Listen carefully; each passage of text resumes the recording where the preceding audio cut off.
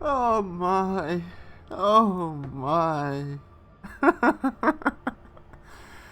Oh, it's been a interesting couple of hours, hasn't it? Oh boy, oh boy.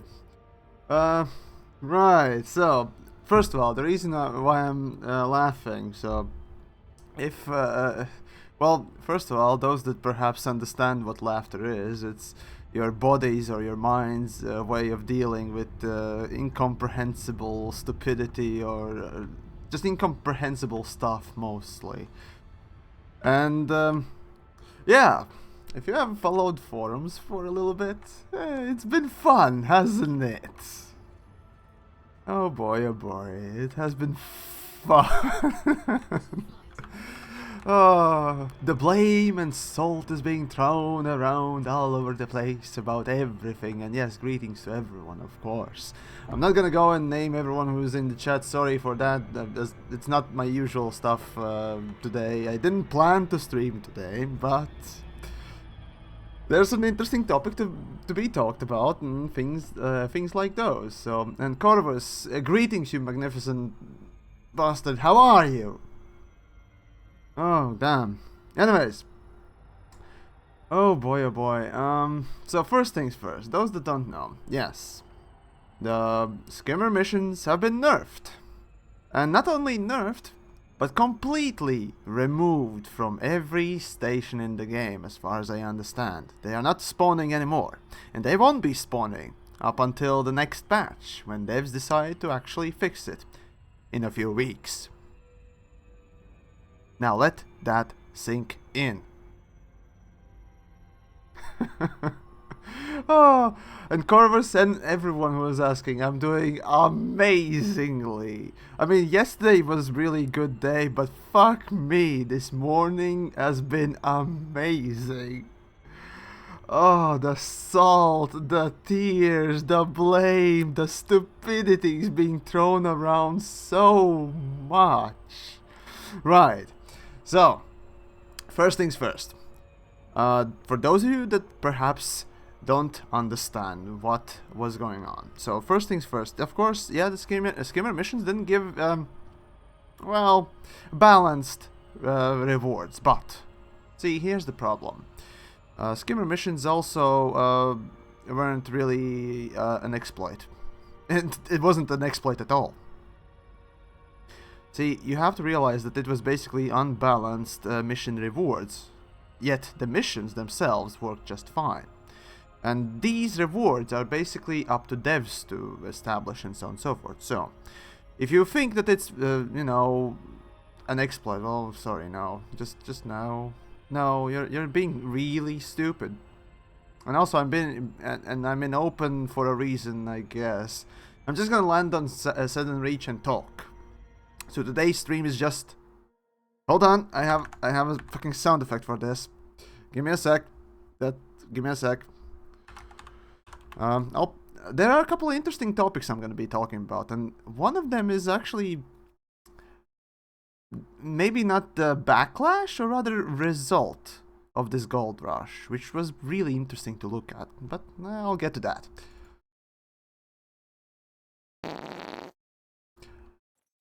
There you go, that's the result of playing in open, I suppose. Anyways, if the TheYamiks 0, actually, I'd say I did a lot more good than you might think. And so did everyone else making videos, by the way. But anyways, so I see in the chats a couple of people are already either, I don't know, saying it was my fault, ironically, or not ironically, I'm not sure which one it is usually, it's hard to say because it's text, but regardless. Was it my fault that your little scheme worked only for you, your friends, and you didn't want it to be revealed for everyone? Or you perhaps didn't want, you know, everyone to get that. There's something. That's really weird. Oh, wait, where the fuck am I? Also, where's the sudden reach? Darn it! In any case, you realize that in the video itself I said, sooner or later it will be nerfed, just like any other. Just like any other gold rush. You're saying that it's my fault now. You're being just stupid. That's really being stupid. But anyways, I think what you must. In any case, this sooner or later would have been, yeah, realized. And the funniest thing is, oftentimes when you know, ask people, oh, why do you not like me make videos about this stuff? And the answers often come half-assed, and it all boils down again to the fact that it was my gold rush, mine, and no one else's. But I'm sorry, no. I make these videos about grinding, and rather how to make monies and so on and so forth, and everyone else as well. Because, well, everyone needs money, everyone wants money, and really, if I can help...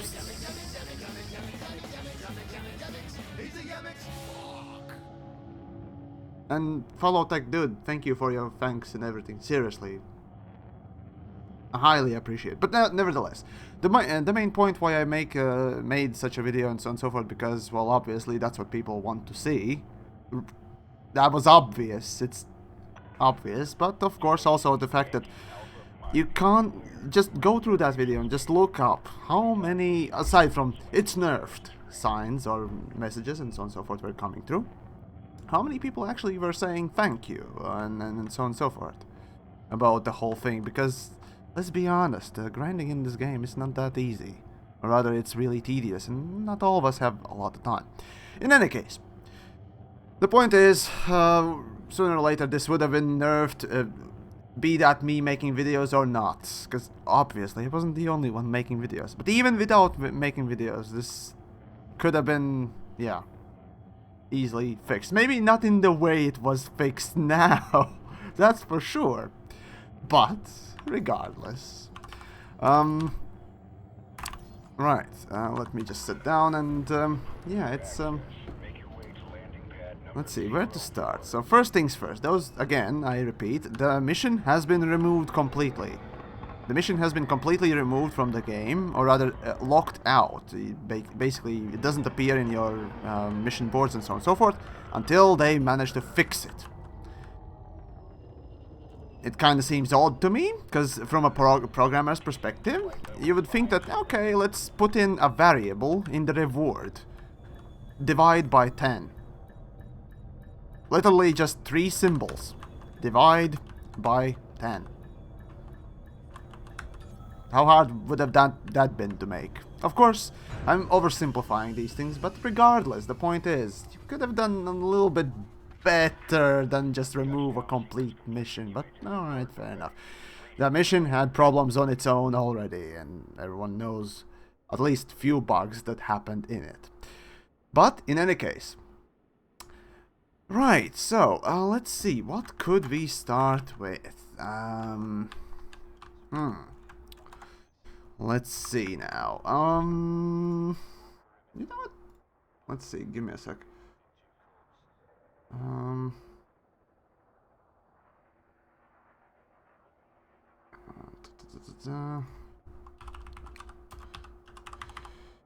Okay, okay, so, right. Now let me just quickly go to forums and pick up the statements here and there. Otherwise, you know, who knows, I might be lying or something, so... And yes, I'm in open, so... Wait, no, I'm in solo. Yeah, I'm in solo. Fuck. Probably should go to open just so everyone can float about my ship and, I don't know, poop something. If you really want to, I mean... Yeah. I'm gonna be docked nonetheless. And taking up that spot. Right. Forums. There we go. We got some forums. And... yeah, the game is still loading. Right. Right, so, the official statement. Well, the thing is loading. Might as well pull it up on the screen. Give me a sec. That'll be there in just a second there.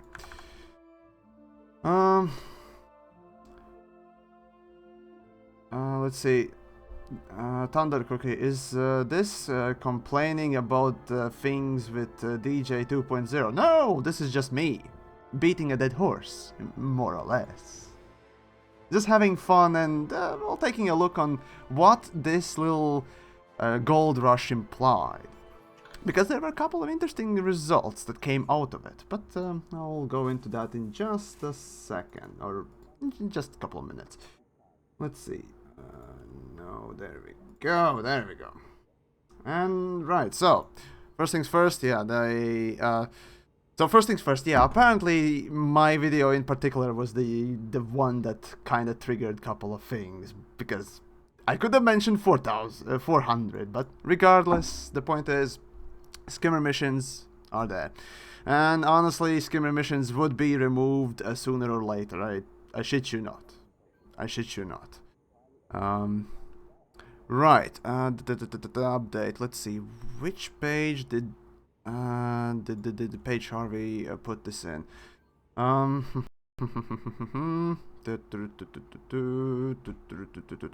we go. Containing buffer. I think it was in the 4th page or something. Exact. Yeah, 4th page or even further down.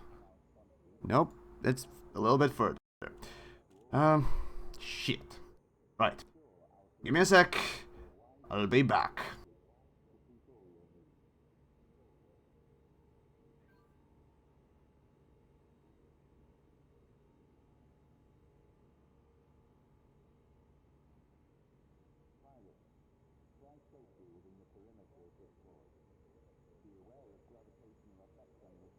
Right.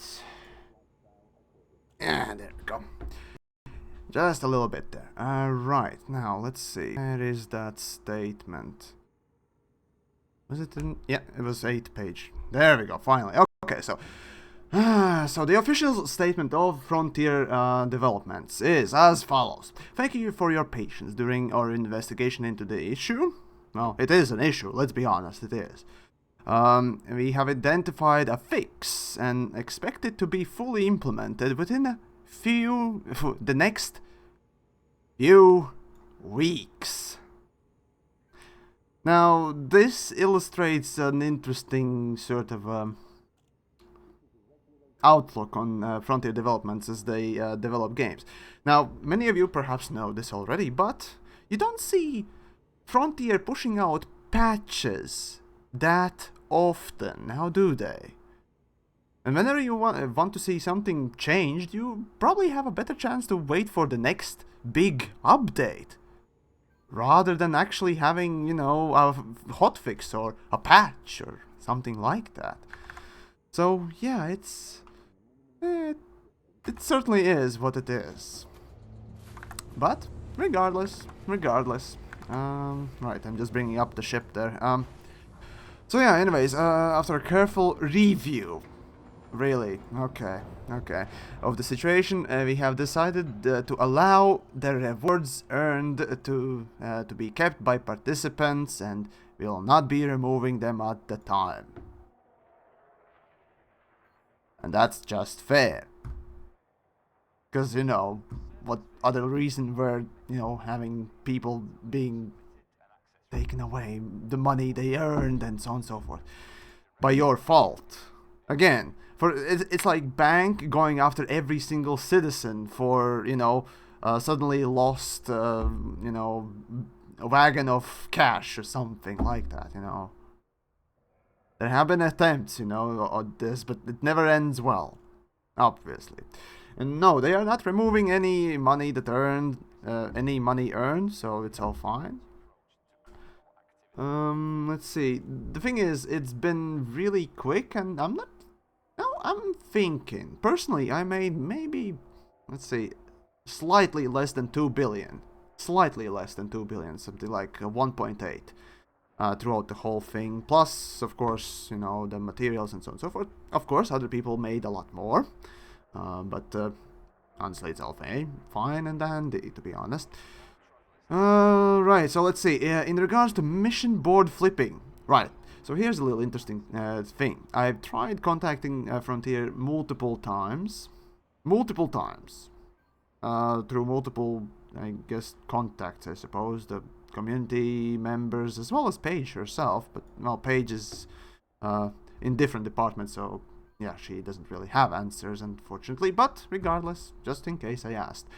Now, I asked about mission board flipping, whether or not that was the game working as intended, and never got the answer back, which is kind of unfortunate, but well, at least now we know that, honestly, I don't even know. They consider this to be working just as intended, but they are looking at it again. Anyways, heavy weapons, dude, thank you so much. I wish there was,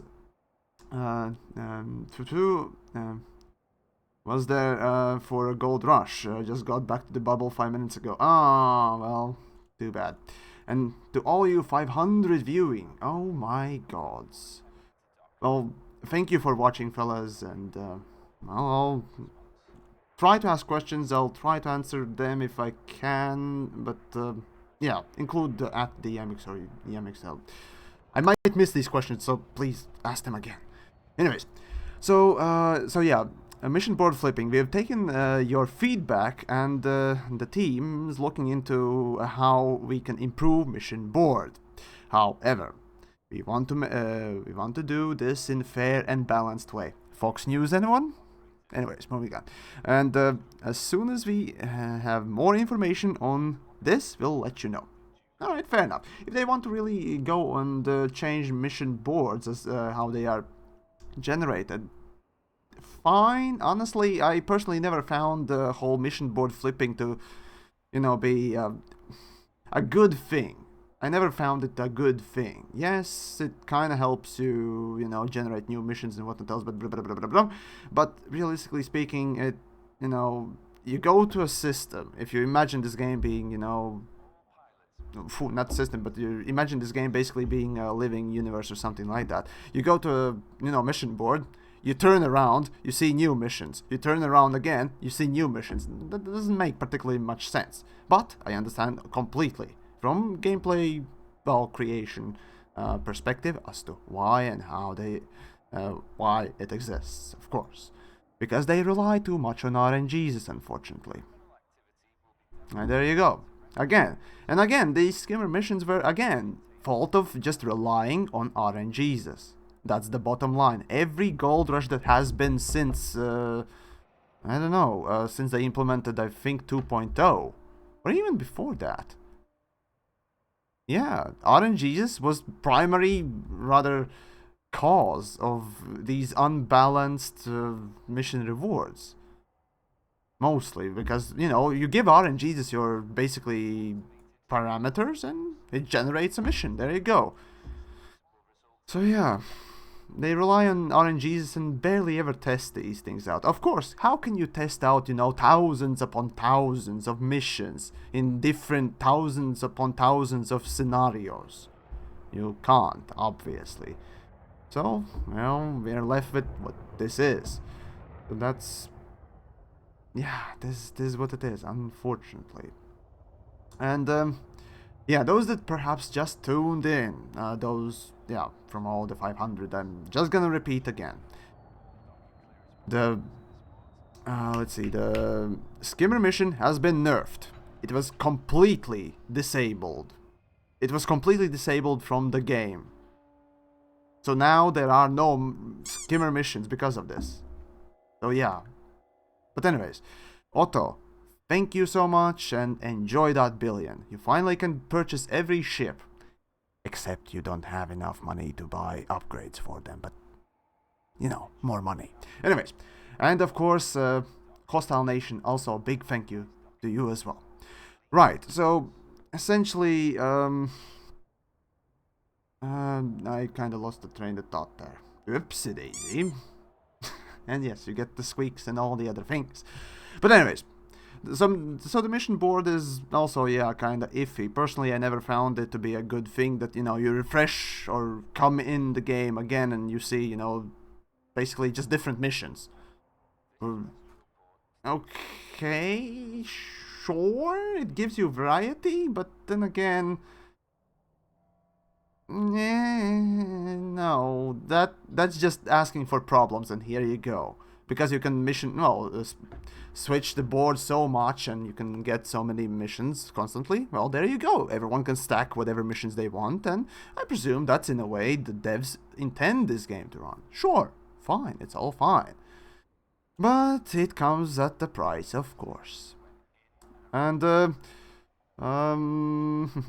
again, I see in the chats, those of you that got your money's worth from the whole volley boom run, go enjoy the game finally, and we'll talk about that aspect as well.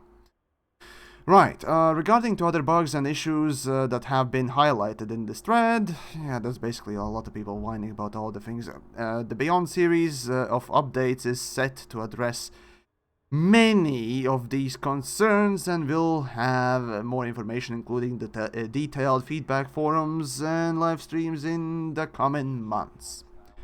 Alright. That's fair. That's the official statement, essentially. The skimmer mission... not the skimmer... yeah. Skimmer missions disabled. They're removing them for weeks. For next few weeks. And that's what they call a fix, or a nerf. It's a temporary fix, but honestly, I would have preferred to actually have just the mission slashed in by 10, at least. Just the reward slashed by 10. You can still do them. And that would, at least allow people to still try them, at least in some way. But no, now they're just taking out. And still, I can understand there were a couple of bugs. Anyways, moving on then, we have, mission board, some additional things. Fine, fair enough. We'll see what devs have to say about mission board flipping, and personally, I'd like to see that coming in. Now. Right, so. Yeah, everyone's just whining and right. Time to head in back, I suppose, and just go and beat that horse. A little bit. So yeah, those that are interested, I guess I'm in open. I'm still gonna be docked and whatnot else, but hey, come and say hi if you really want to. Regardless, now, here are a couple of interesting things. So first things first, a lot of people said that, oh, big thanks for, informing me about this new grind and other things, and rather this gold rush. Because let's be honest, I managed to make... well, I managed to get one run, at least. I didn't count my rest of my runs as closely. But regardless, I managed to get one of my runs to go as high as to amount to 400 million an hour. To be precise, 405 million an hour. That was something like 14 minutes of just going about doing the thing. And I earned about 98 million. That's a lot. That's a lot. Now, do I consider that to be a good thing? No. I'd say 100 million should be relatively good for, elites. People that, gotten those ranks or something like that. But, yeah. But,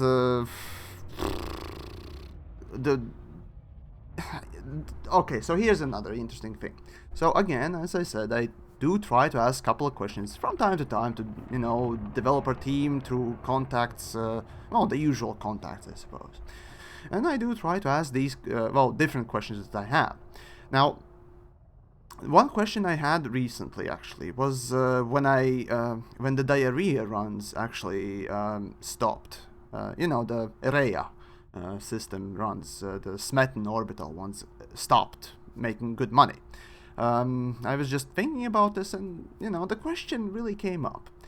How much do devs think is a good money-earning rate, or at least the baseline money-earning rate for, a person like myself? I've gotten every ship in the game, I got almost every rank in the game, and so on and so forth. So basically, the end game level sort of a person, sort of, if you will. How much, that sort of a person ought to be earning? Because I'm not complaining about the early game at all. Early game money earning is just fine. It's wonderful, actually. Up until you get to Vulture and Asp Explorer. then the grind starts hitting you really hard. Um, and definitely when you get Python or Furtherlands, at that point you're just grinding away your life. Not to mention, you know, finally, of course, getting the big ships and so on and so forth. But yeah, that's the thing. How much would devs consider to have, you know, the baseline credit earning amount? What would be that baseline through which they are comparing everything else? And that's the thing. And I didn't get answer on that, obviously, but well, there you go. For me, at this point, it feels like, you know, 10 million for everyone. Just 10 million an hour seems to be their baseline, sort of a balancing point or something. I might be completely wrong, of course, because, you know, for example, Palin missions managed to give you 60 million or something like that an hour. So yeah, it starts to baffle you, you know. Okay, at which point you're gonna say it's too much? Well, that is a question that needs to be answered, and well, of course there are different ways to make money, and yeah, you're gonna have this wishy-washy, rather, answer when it comes down to it. When you ask devs this directly, most likely. I mean, if I were a dev, I would probably wish-washy answer that myself. You know, if you're a trader, well, you're gonna probably earn a lot less than, you know, a combat pilot. But that's another interesting topic. If you're talking about combat versus non-combat, and actually, if you're talking about uh, risk and reward gameplay.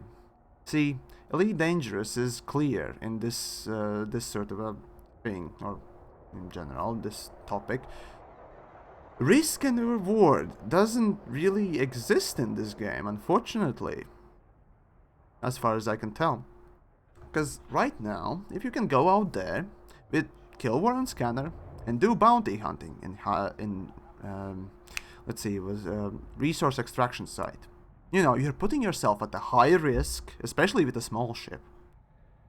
And the amount of money you're getting, at best case scenario, is somewhere close to, let's say, 8 million an hour.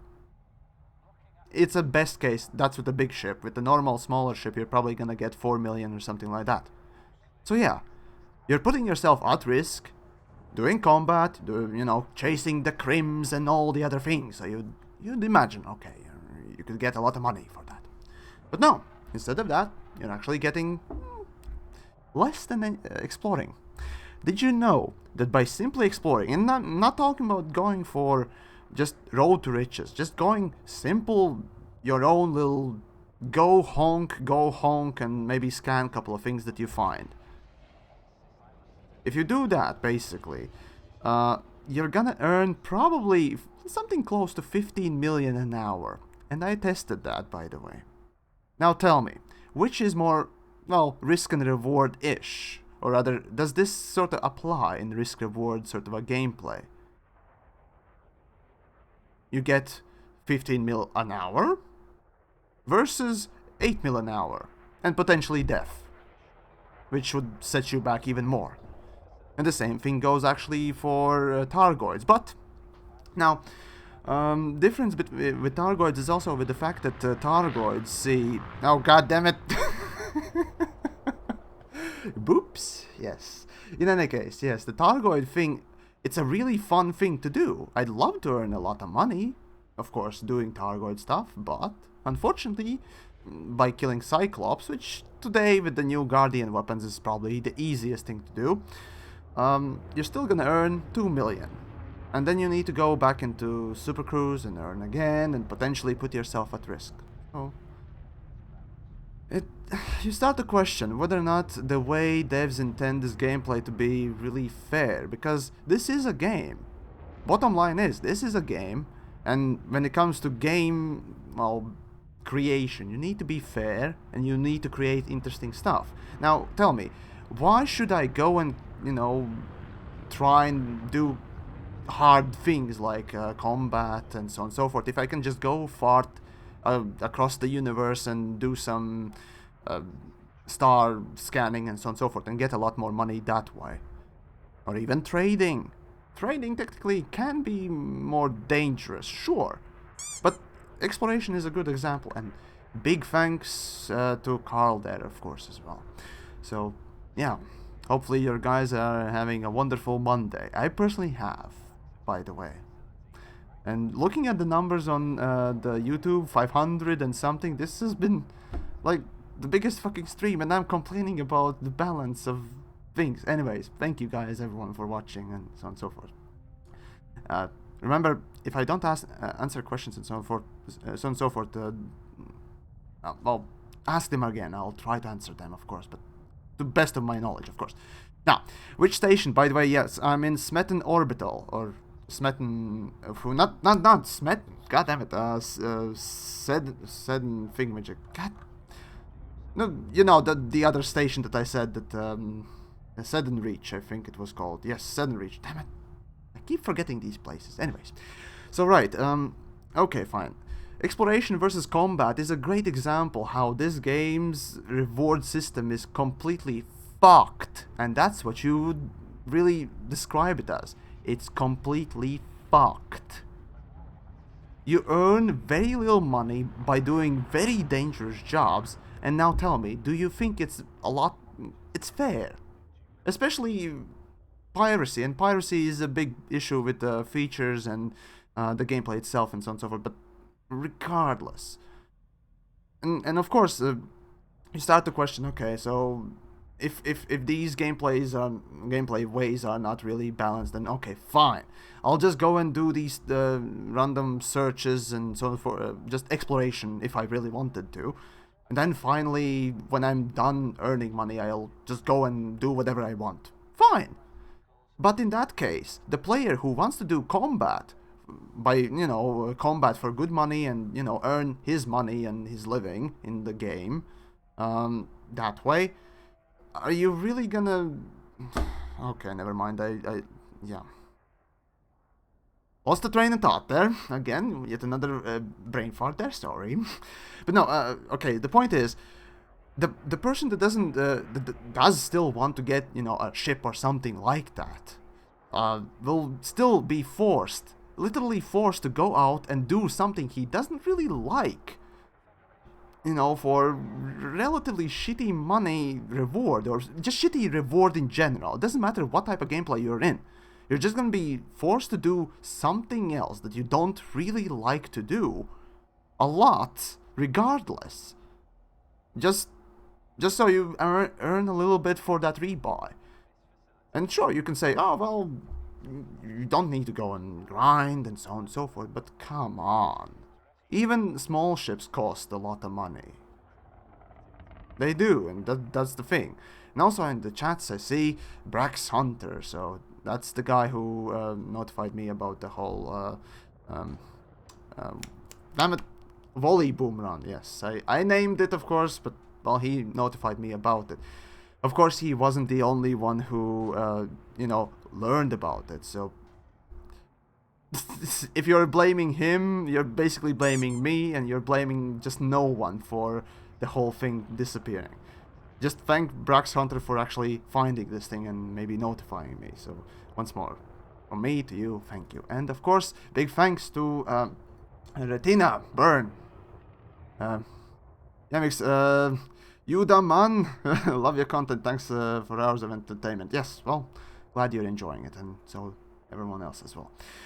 Right, let's see. So, okay, let's look at just the aftermath, in a way, of this sort of any sort of a gold rush. So, okay, people are making a lot of money, and they are going for these sort of gold rushes and trying to earn a lot of money and so on and so forth. But why?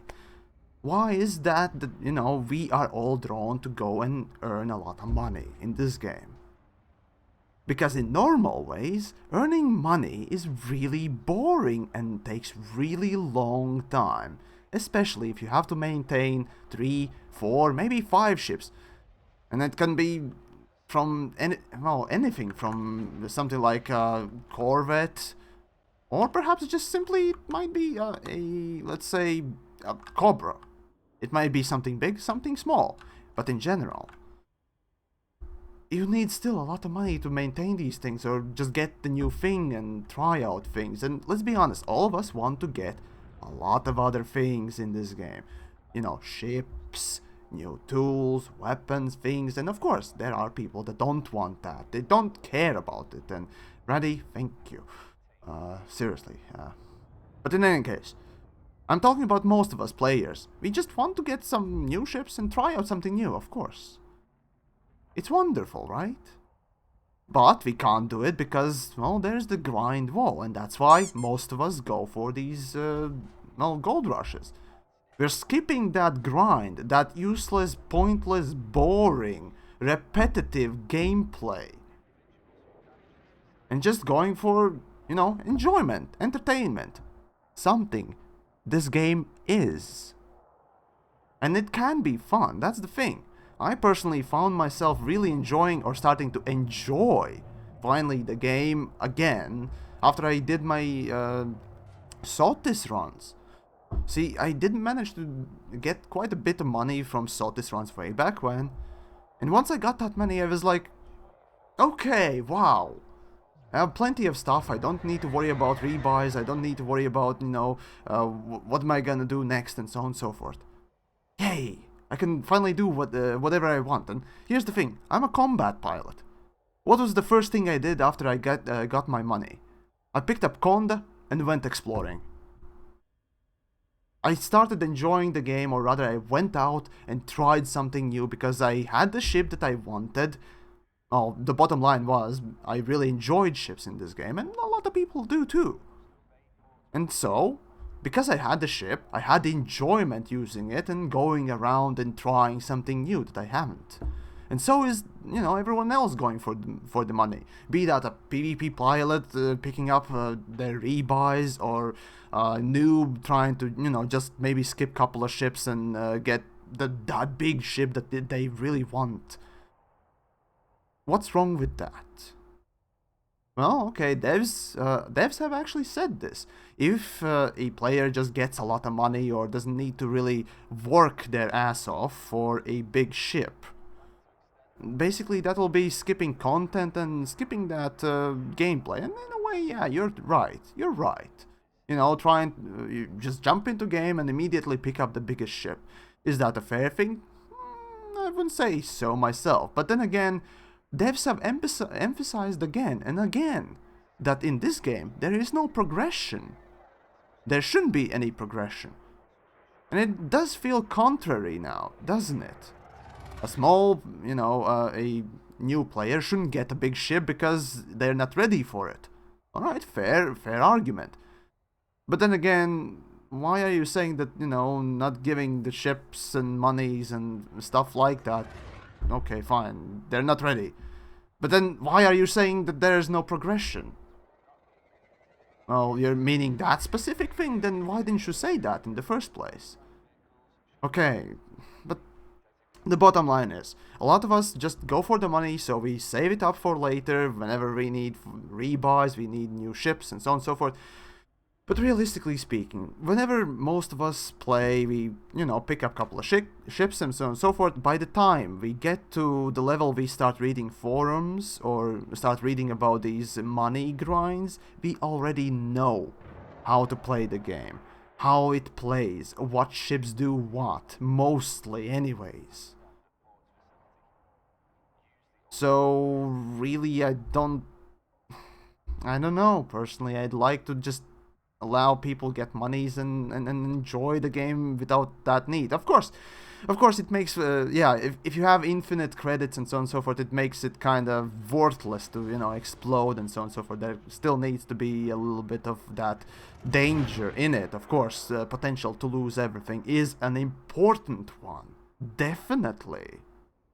But again, at this point, we are spending a lot more time just worrying about our piggy bank rather than trying to enjoy the game and, you know, worrying about money in the second place.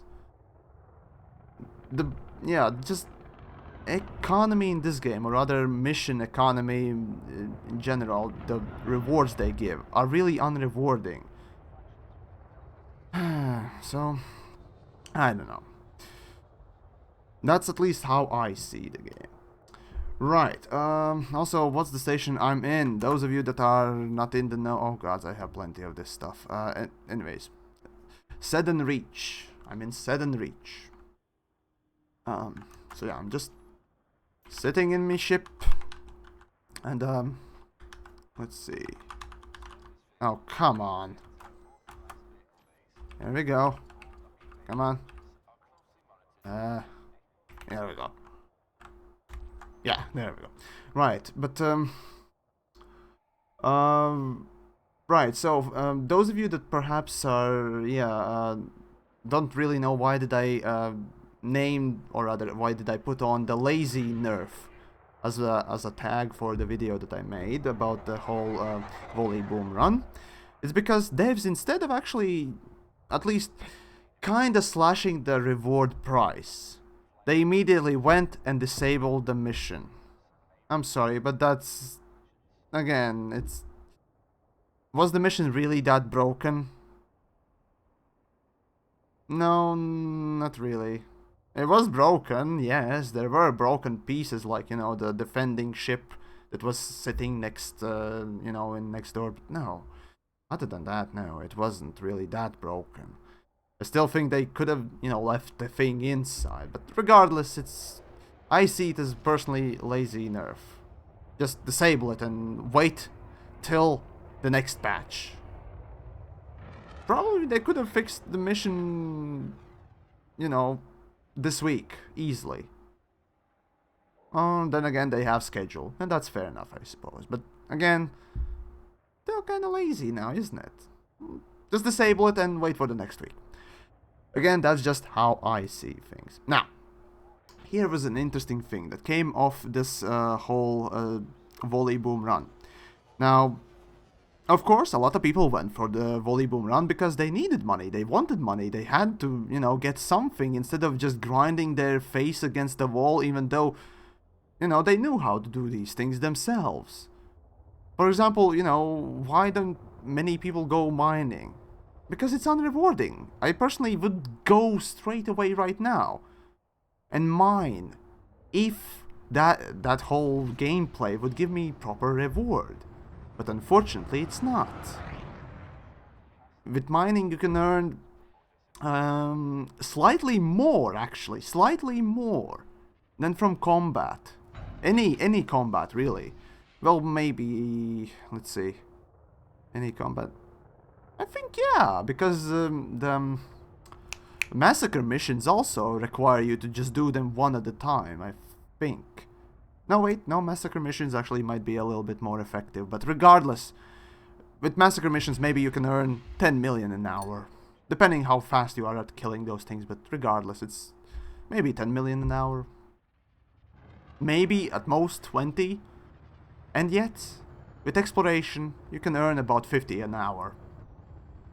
And that's called Road to Riches. So yeah, it's the least resistant path, the path of least resistance that, you know, people are going for, and that's obviously all the gold rushes. Again, there are a lot of people, players like myself, who just want to just do, you know, really quick money grab, and then be set and do whatever they want. For example, most of the time I spend in game is just going about, filming a couple of things, and that's what I do. Do you think I have time to earn that cash? No, not really. I don't.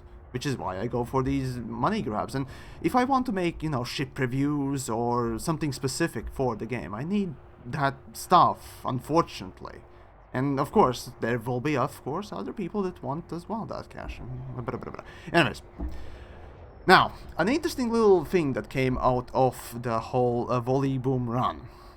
Some of you already might have noticed it, but those that say they are those gold rushes are bad for the game or what else, give me a second here. I'll find something. Right. Right.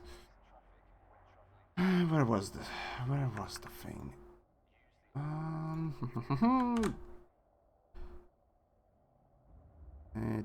My Twitters. Oh, come on, you load in already. Anyways. Where was that? Forum thread. There was one interesting, really interesting forum thread. Let's see if I can actually find it real quick.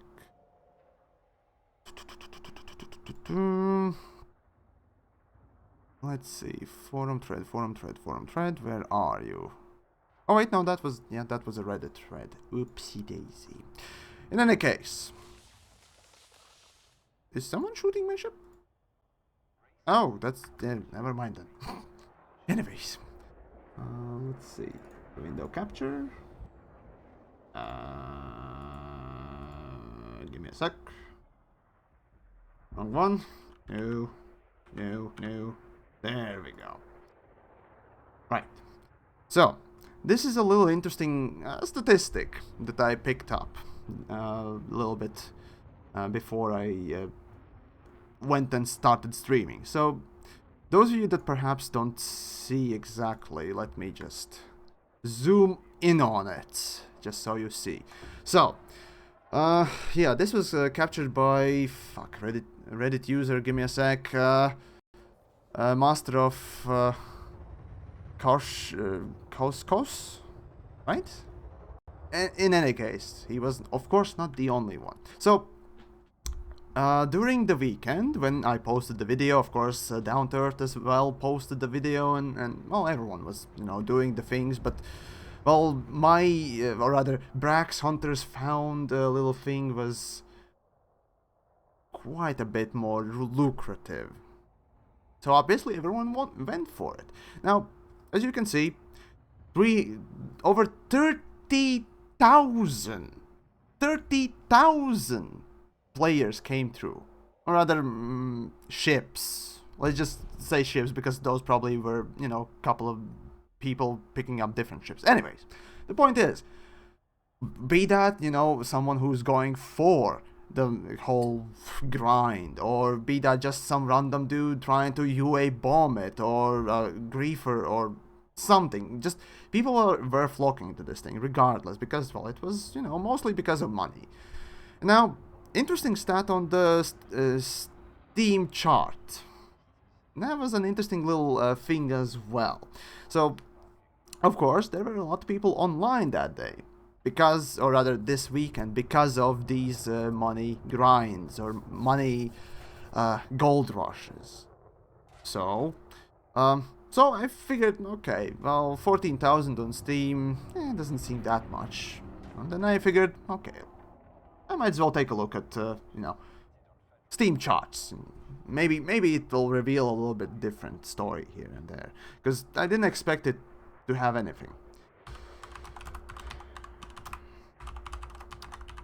So let's, so quickly I'll just go over and take a look at Elite Dangerous. Let's see, the date. Let's be fair. Actually, yeah, this might as well just leave it in. Give me a sec. There we go. And there we go. I'm not currently seeing the chats, so forgive me for that. So there we go.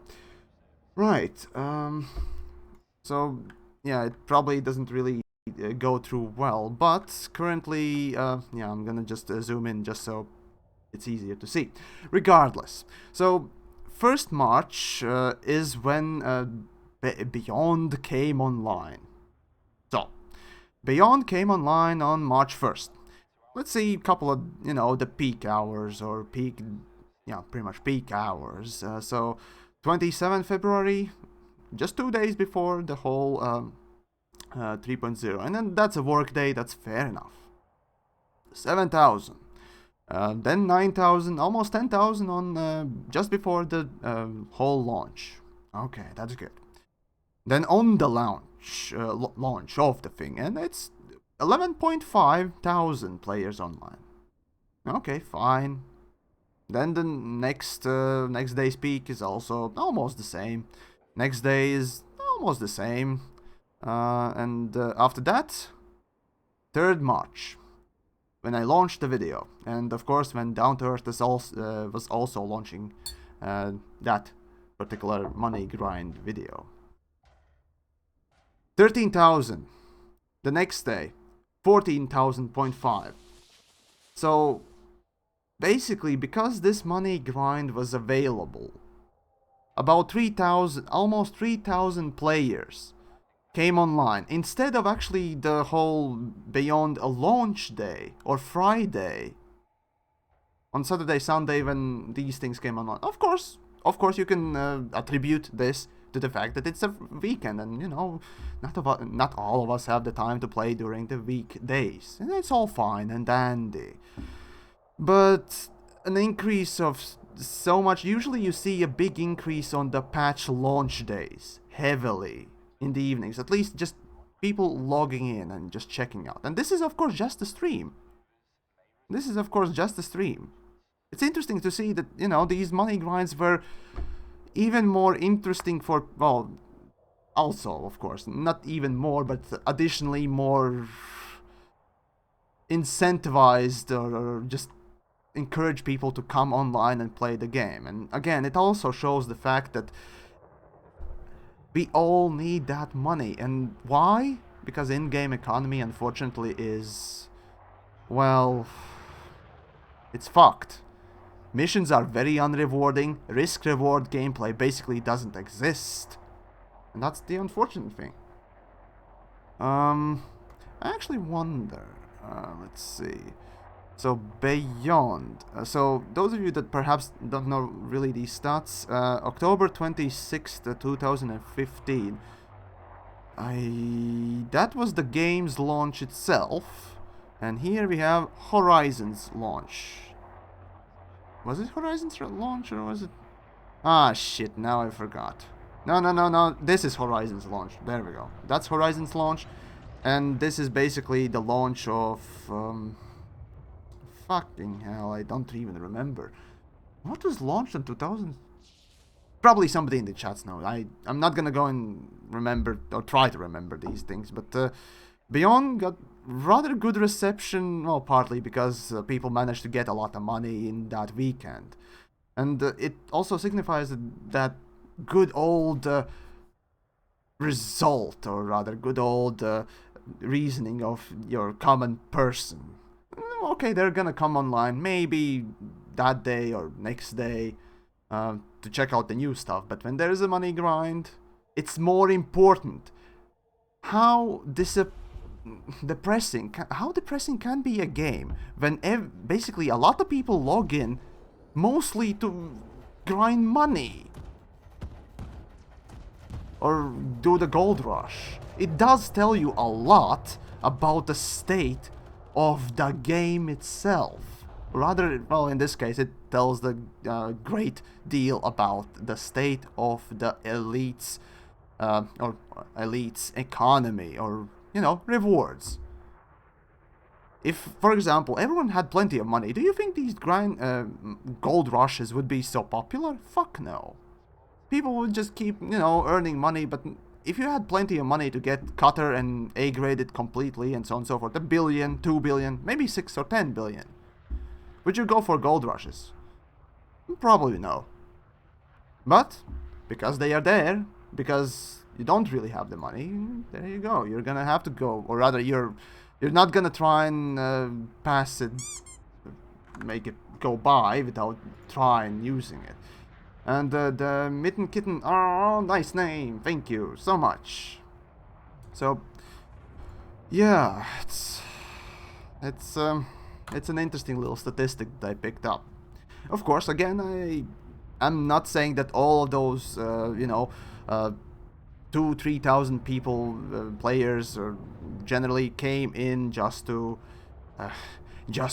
go for the gold rush, but considering that a lot of ships visited Volinov colony.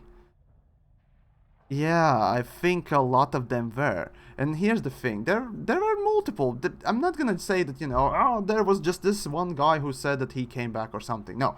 See, I got multiple, both comments on the forums, both comments on the Reddits, as well as my own video, that there were plenty of people just saying, I came back to just, or rather I was about to give up on the game, and then I just did the grinding, and now I can do whatever I want, and play for a little bit longer.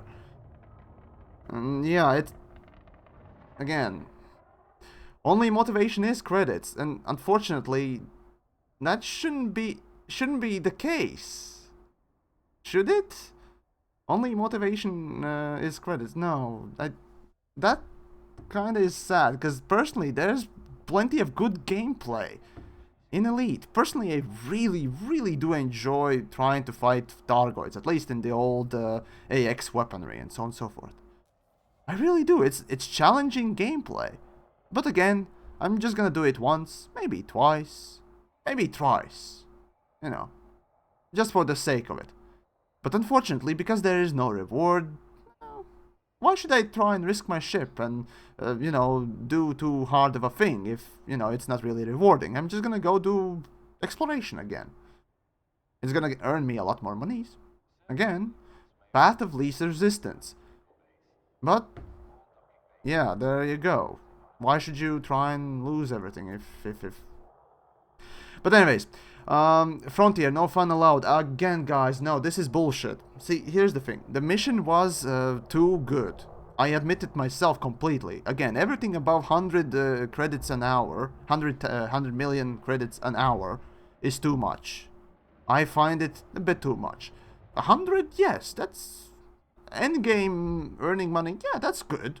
I say that's pretty decent.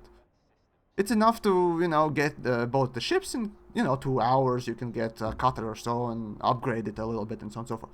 Sure, fine. But 400, no, that's too much. 300, too much. 200, that's already stretching it quite a bit. The bottom line is, devs did, at least they are trying to do the right thing, and they are trying to put in some kind of fix. Unfortunately, the fix that they are doing is just disabling the mission completely, and I personally don't find it very good. But this is what it is. Oh god, right. I'm trying to read both chats and so on and so forth. Sorry if I miss things and so on and so forth. Really, I'm trying, but you know, if I'm ranting, anyways. Right, so, yeah, it's hard really to fix many of these things, and of course there will be gold rushes in the future as well. It's pretty clear that there will be. Big problem when it comes down to gold rushes and the topic of the gold rushes comes up. It's mostly the fact that devs again are relying on RNGs. Just put in RNG, you know, algorithm to generate a mission, and off you go. Yeah, that... Who's moving my camera? Hello. Anyways. Yeah, let's see, oh, right, there was actually a couple of multiple ideas. Of course, there were multiple people coming up with good ideas, but after every big patch or so, devs could implement, you know, a genuine gold rush. You know, basically the first week of the whole patch announced that, okay, we're gonna give, you know, notably bigger chunk of change or just money in general for this particular mission in, you know, this particular place or all over the place, in any case. But yeah, that's just a pie dream. Still, would you play if, you know, devs would announce, okay, we're gonna put in 100 million an hour sort of a mission somewhere, and go do it for the first week, and if you can't, well, it's a gold rush. It's an interesting concept, honestly. It would get people, of course, playing, of course, but regardless, it still would feel like a necessity. You would be asked, or rather, you'd be encouraged to, you know, play the game. And in a way, it's better than sort of punishing people. So yeah, I don't know. it's an interesting idea. Whether or not it's good or bad, it's really up to us to decide, and so on and so forth. So yeah. Um. Do, do, do, do, do.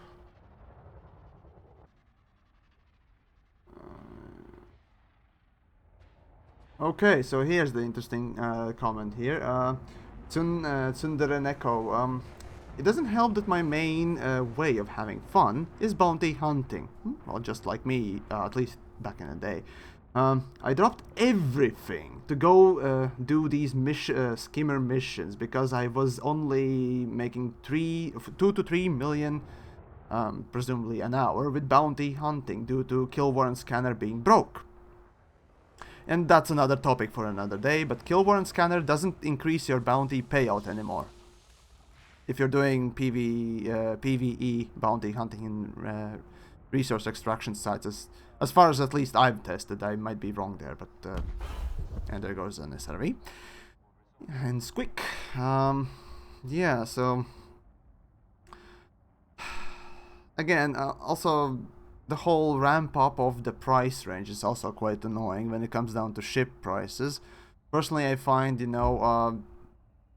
for example, a ship like Sidewinder who can do, things X, Y, and Z, but if you put two Sidewinders together, they're less than an adder, and yet they perform better. Technically, they have more space, they can jump, I think,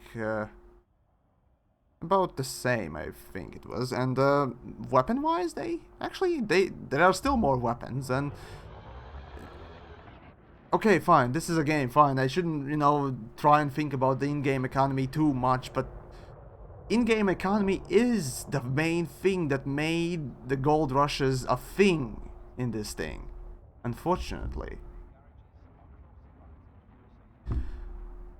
The bottom line is, yeah, as I said previously, gold rushes signify a really simple thing. First of all, devs rely on RNGs just too much to regenerate their missions. Devs do rely on just easy fixes or over nerfing everything because, oh my god, they are making money, let's just stop them.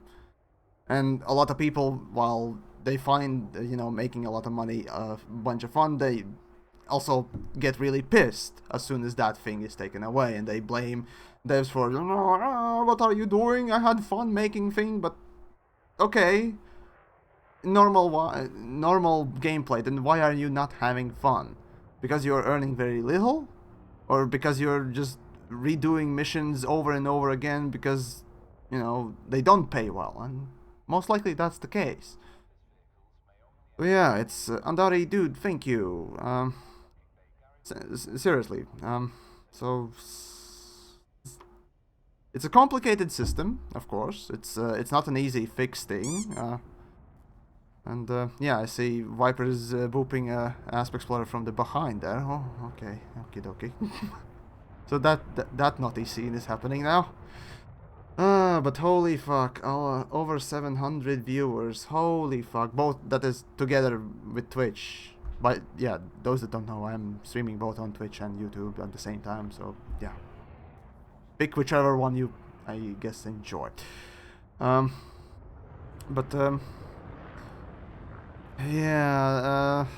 when we're talking about the design philosophies of the game, personally, me as a player, I tend to go for more rewarding gameplay, and perhaps that wouldn't be the best idea always, but the way devs think the game should be running, or at least someone who's going for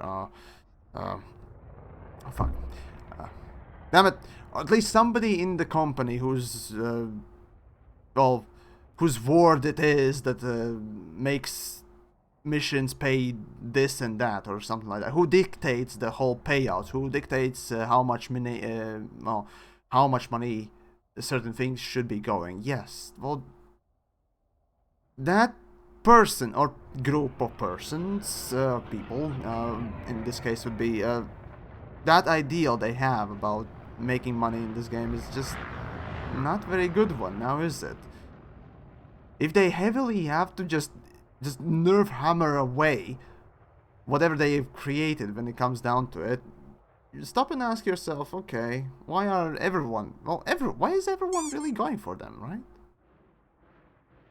Okay, I think I'm at this point I'm just repeating myself, so yeah. Thanks for the video on Friday. It was great while it lasted. Ah, yes. Well, it is what it is, right? It wasn't on Friday, it was on Saturday. But regardless. Right, let's see.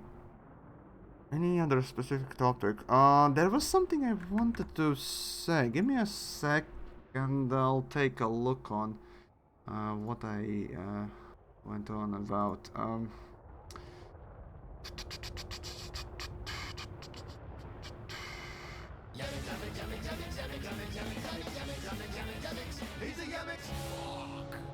And Andreas, dude, thank you so much. Got myself an anaconda thanks to you. Now to enjoy. Go with me, blessing, and enjoy your time, dude. Seriously. Yeah, economy. The gameplay, the bottom line is, oh fucking hell, I probably said this thing multiple times, so I'm gonna try and avoid it. Anyways, a while back, for example, I tried doing assassination mission, and it was actually pretty decent, and it was challenging in a way, I guess, and yeah, unfortunately, that hard assassination, that wing mission assassination, gave me only about 2 million. And okay, it took me about 30 minutes or 15 minutes, I don't remember exactly, but that payout's not very good. Okay, fine, you can stack multiple missions and so on and so forth, but if the missions are, you know, made correctly, then you wouldn't be asked to assassinate the same person twice. So yeah, some missions, yeah, you can stack them, like the data courier missions, sure, and that just works fine, and also the same thing goes with, not data, but commodity transportation or haulage missions, and yeah, okay, you can't really stack everything in one ship. If you have big enough ship, you might, but not all of the missions you can you know, pick up yourself at once, and fine. Still, the payouts still are quite bad in comparison, unfortunately. Yeah, so anyways, it's I don't know, yeah, it's the mission's nerfed. That's the bottom line is, yep, damn it. Counter number. Anyways, the mission's nerfed. We're left wondering and searching for a next gold rush, and off we go, basically. Searching for new ways to, well, earn stuff and then enjoy things, I suppose. Let's see. Let's see what we got. I got some interesting stuff here as well. I guess not much. Yeah, I did talk about the stats, so there you go. Imperious Gaming, hey Yamiks, if it wasn't for you, I couldn't get my new chieftain or anaconda. Thanks for the video and keep up the great work. Well, thank you so much, and go enjoy your Basque mobiles and other things. So yeah, okay. Well, oh, let's see. I think there was, oh right, yeah. One more thing I must say as well about the whole, I suppose, shenanigans. First of all, don't blame devs for, you know, nerfing it immediately in the ground. I guess you can blame devs for the fact that they nerfed it in the way they did, aka disabling the mission completely. But nerfing the fun, well,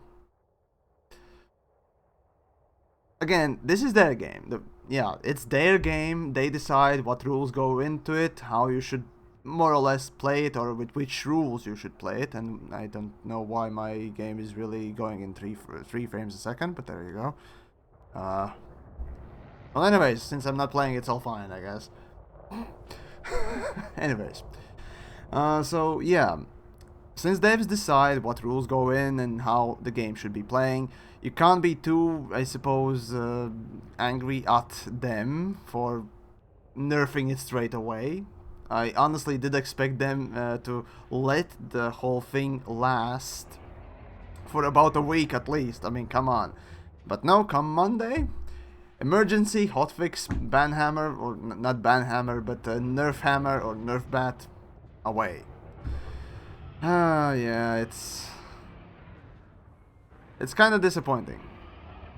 But then again, not unexpected. Every gold rush has always stopped. Every gold rush has always ended. And, well, what do you expect again? You're making a lot of money and, well, they don't want to, well, let you do that. Especially for something as trivial as killing skimmers. If I actually earned a lot of money by killing Gargoyles, well, alright. Alright, at least that would be incentive to try out something new. But, yeah. Not quite this way. Quincy was around for a long time, but then again, Quincy, or Quince, whatever you want to call it. I called Quincy because it's a reference to fucking Bleach, and Bleach was horrible anyways. So Quincy basically was nerfed because they eventually got around to it, but it wasn't nerfed because really you earn maybe 100 million, 120 million an hour. And again, it's not horrible, you know. It's not a horrible overboard stuff like, well, this one was. Which was, you know, 400 plus, almost. 400 plus, you know, million. No, that's obscene amount of money, even, you know, at the best case scenario. So yeah, it was better to just keep it 200 or something, maybe, but no. No. Yeah. There are many fixes in general, it's... Man, it's... Holy fuck, I think because there are so many commanders in my instance or something, the thing is gonna break. Right, so I count 1, 2, 3, 4, 5, 6, and probably 7 and 8 somewhere as well. So yeah. Oh, and Kenneth Hicks, thank you, dude. Elite 3.0 season. Beyond stupid. And yeah, a lot of people have made that joke. Personally, I haven't. Well, mostly because it's not really that stupid. I mean, we've gotten plenty of decent stuff, of course. But, still not great, is it? Still not great. Oh my god. Ye gods, everything's breaking. But yeah. Ah, boy, oh boy. Now we're just left wondering who's gonna be, or rather, what will be the next money, gold rush and whatnot else for the game. Because, of course, not everyone's gonna have enough money, and especially those that didn't manage to get in on this thing. Considering that, again, I remind you, there were not exactly maybe 30,000 ships visiting, or rather 30,000 commanders visiting Volony Colony, but there were probably close to that number. Let's say 25,000. Even that number is obscene for something like this in 24 hours. It is quite obscene. So yeah. Yeah. Fucking hell. I'm still remembering all the little all the comments from them forums and Reddits, and everyone's just going berserk and panicking and oh my god. But again, yeah, I feel sorry for those that didn't manage to get in on the whole gold rush in the weekend. Those that were perhaps away, those that perhaps just couldn't get to play at all. You're basically left wondering or searching. And I'll definitely try to see what comes next, and hey, if you find something, do let me know, of course, as well. But shit. The nerf hammers, nerf hammer away. Oh boy, oh boy. The problem really with this game is that even after 3 years, it's still a mile wide and an inch deep. Slamscape.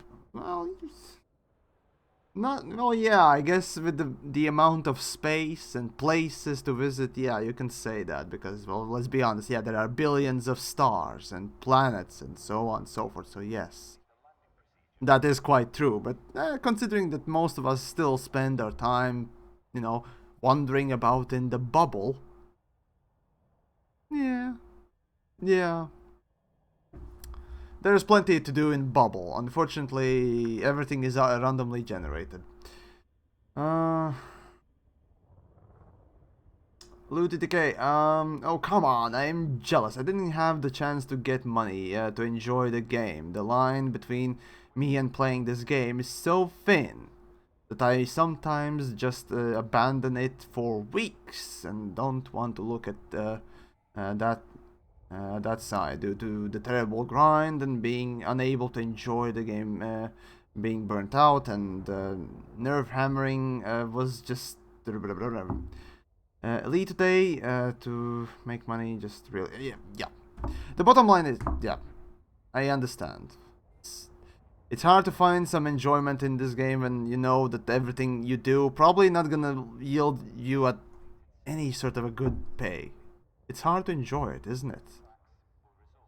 Oh well, you're left just still doing it. Go ahead and great test. I see you in the chats. Come and talk if you want. Again, I'm in the creator Discord thingamajig, so feel free to drop in. And yeah, definitely blame me for the whole thing to end up like this. I was just a catalyst. I was one of those catalysts, and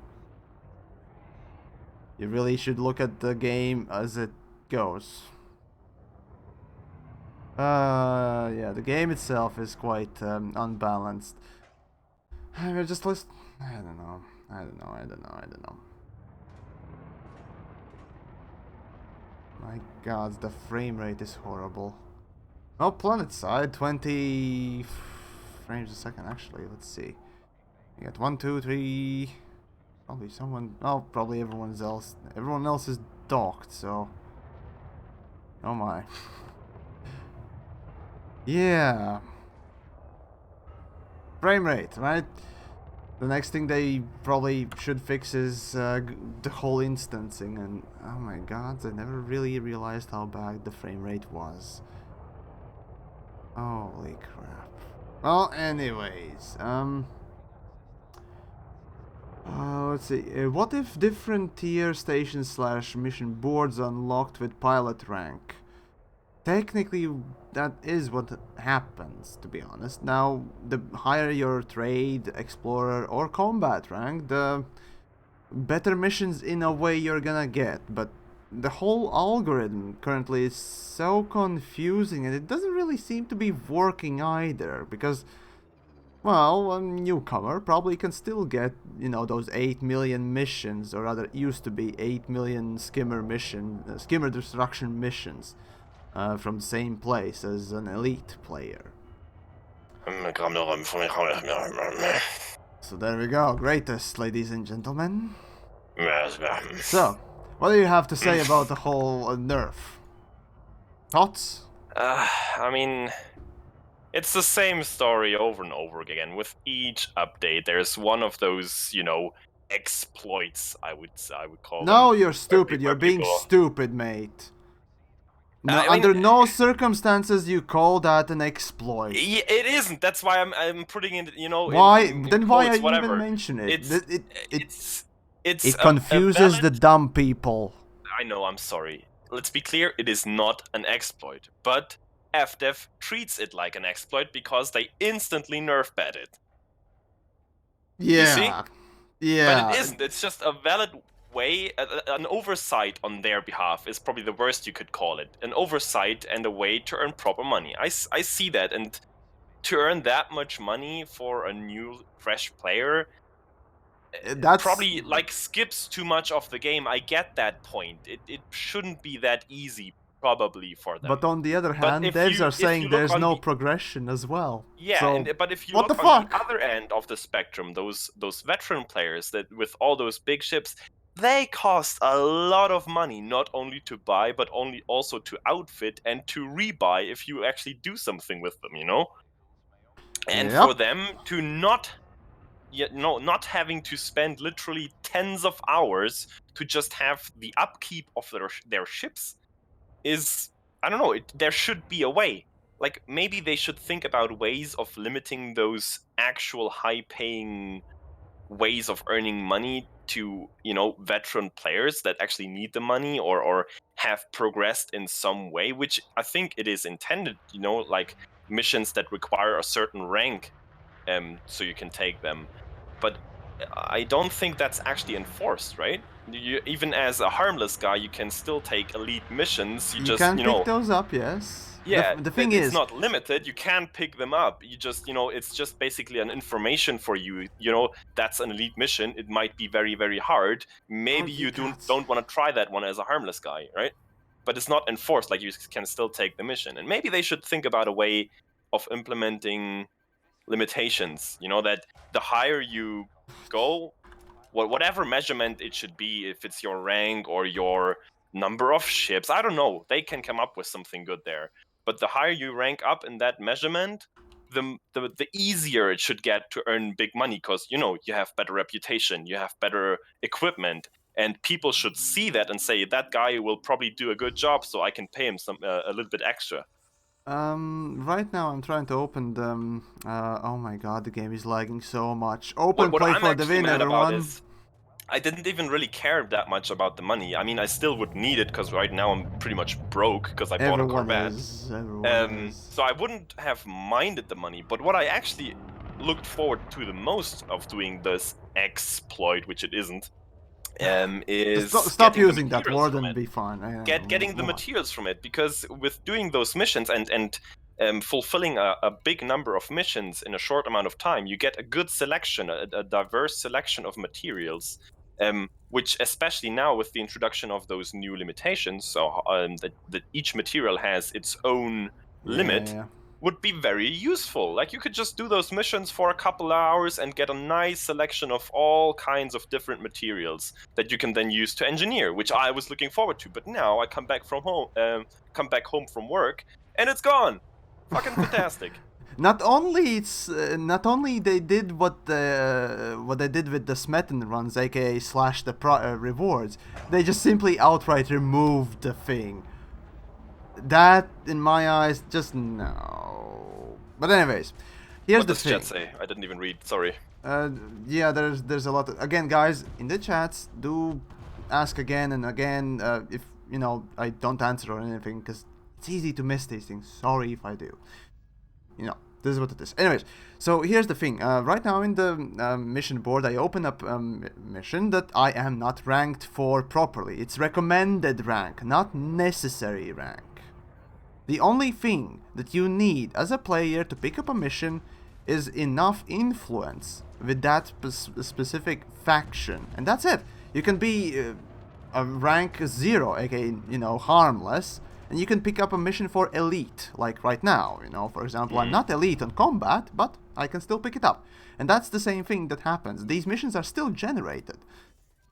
That's the mistake that a lot of people make. You know, just because you are higher in the ranking doesn't mean that you're gonna get better missions. I don't think you do. Oh wait, No, I don't you think you either. do get a little I bit better think missions. Yeah, the higher you go, but yeah, you're not gonna get you know, the elite main missions with the there harmless. Yes, you're not gonna is get that. You're your gonna get reputation with one or the two respective ranks higher. faction, I think. Yes. So that's the situation. So yeah. Oh boy, oh boy. But yeah, my frame rate is horrible, people. Oh my god.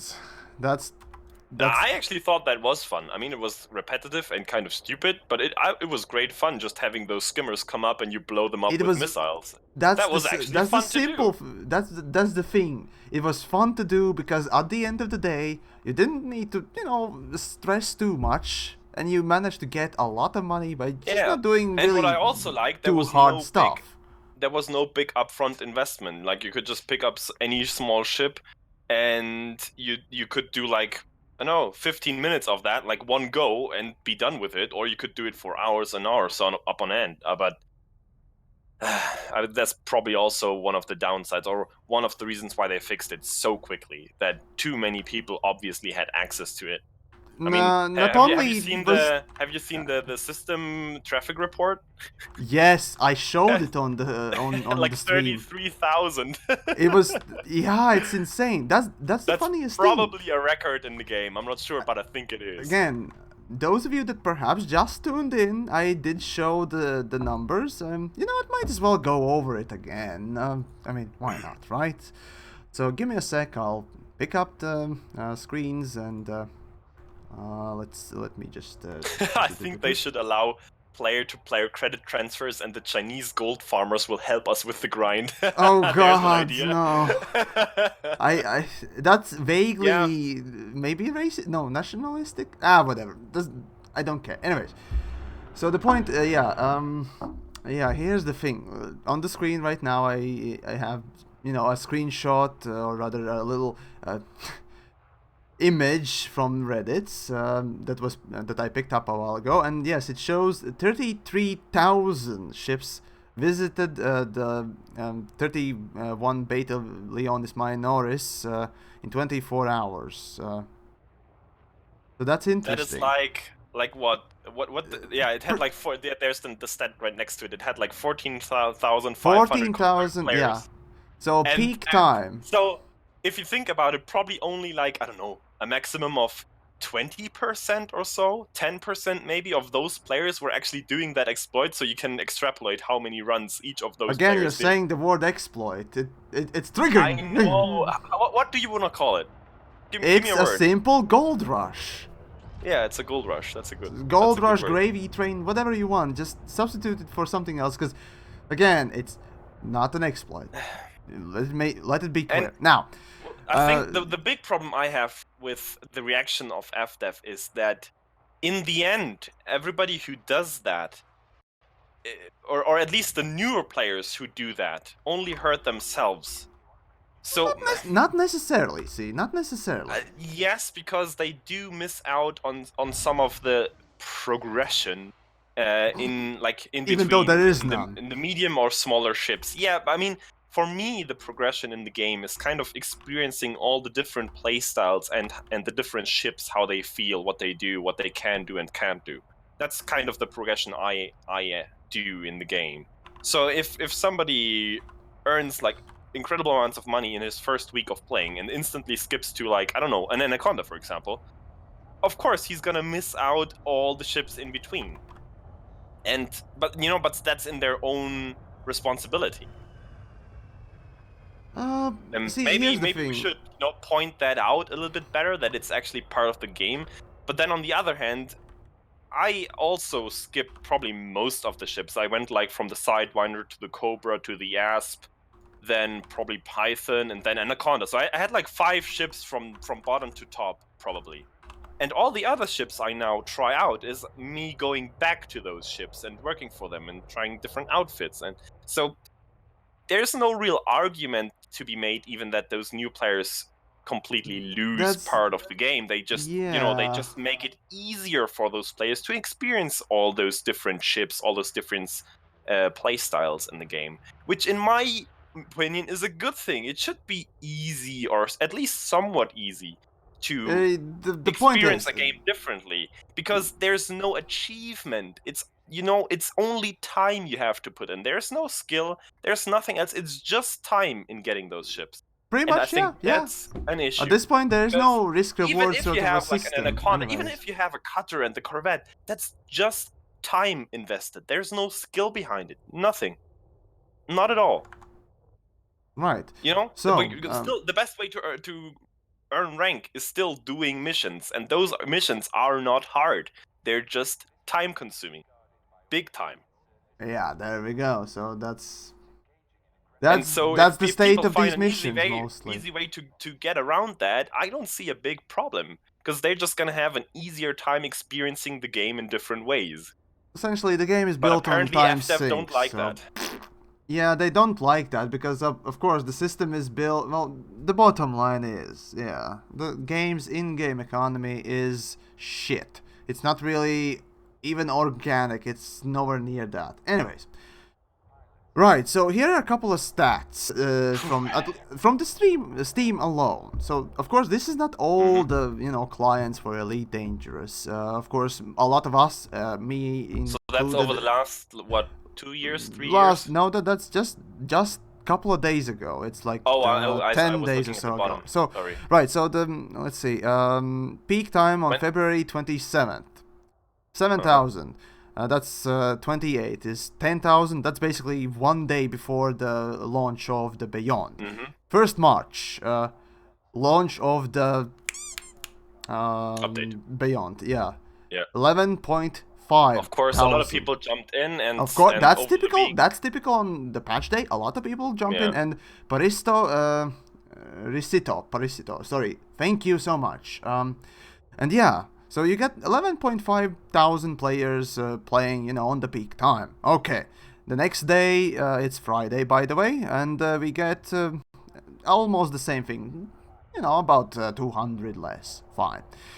Is that the server downtime you can see there? The little dip?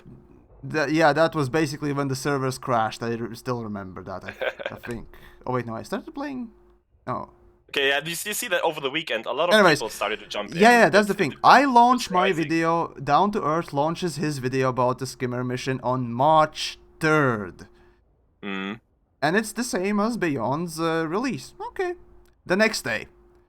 We have 13. What is that? It's like maybe 2,000 people extra. It's 13.2 on 2,000 people more. Saturday, so and Sunday we have 14.54, something like that. So again, this might be just the weekend when everyone's finally able to play the game. Of course, that's possible.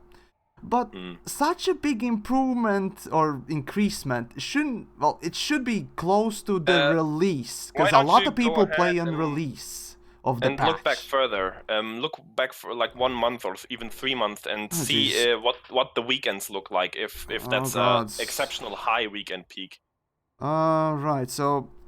Let's see. The peaks... let's see. In the last month or so... Or the last 3 months, the highest thus far has been 12.9. Because 3 months January 28th. It was January 28th. The individual days. Just mouse over them. But yeah, it's mostly just little things here and there. And I think when did the beta launch? I think. If anyone in the chats remember, when did the beta for Beyond launch? I don't know. I think it was February the what? I don't know. Fuck. It might have been... What I was saying that the people are like the worst thing that happened. That people hurt themselves or their experience of the game. But even that, I don't see really. I don't see given. I think it's actually positive that they have an easier time of experiencing the game differently. The bottom line, especially now, since engineering is kind of equalized now. It's kind of leveled out. There's no outliers, no super god rolls that somebody can achieve by putting in ridiculous amounts of time. Everybody basically ends up on the same level if they put in the time. Yes. Okay, so there we go. Lone Master D, yes, on 26th, on January 26th this year, the beta launched. So yeah, it was basically when beta launched for Beyond, it was 12,000 something. So even more on at least on Steam, people played the Beyond than on release of the thing itself, and that was the weekend. See, yeah, and that was a free beta, of course. So yeah, Commander Peanut Pete, the skimmer missions are already gone. They basically skimmer missions are disabled. Hotfix nerf disabled them. Yeah, they're just taken Not out of the hotfix, mission. It was just simple disabled. There you go. That's the result. Right, there was something. Right. So here's the thing. we all play the game, we all, start and play the game decently, well enough. We tend to just go to forums and Reddit once we reach, maybe the stuck point, or when we just simply don't know what to do. Or after, let's say 20 hours of gameplay time, more or less, give or take, of course. We finally, or maybe not 20 hours, maybe it's just 10 hours of Whatever. gameplay. Okay, fine, we managed to get that much. Fine. Then we go on Reddits and forums, but in 10 hours, see, in 10-hour gameplay, you can easily get to the state of Vulture and Asp Explorer, and by that point, by 10-hour playtime, most of us know how this game works, and such things as grinds Yeah. kinda are there already starting. Let me tell you something about how I think it goes down. If a new player Okay. comes into the game and doesn't find his way in the first 1 or maybe 2 days of playing the game, 10 hours, let's say. If he doesn't find a thing that he likes about the game, that he enjoys, or that he can pursue in the game, a goal that he wants to achieve, he is gonna stop playing. Unless he, for example, sees a video with a nice, He progresses. a nice activity, a nice event or something that he wants to take part in or experience. And that's when he will jump back into the game. We as the veteran players always come from this point of view. We've always been with the game. We know what's happened in the past. We have the big scope of all the happenings in the game. But a new player, it's surprising that even what seems to us the simplest things in the game are completely obscure to them sometimes. They miss out that you can even jump to another system. I've seen those cases. They didn't know that they could jump to a different system. It happens. And if you In lose all those tutorials, players that early tutorials on, should be explaining it, and it does. So that sort of a player is just simply not playing tutorial, which is their problem, their fault. Yeah, Not everyone. I didn't okay. play it, and it's all fine.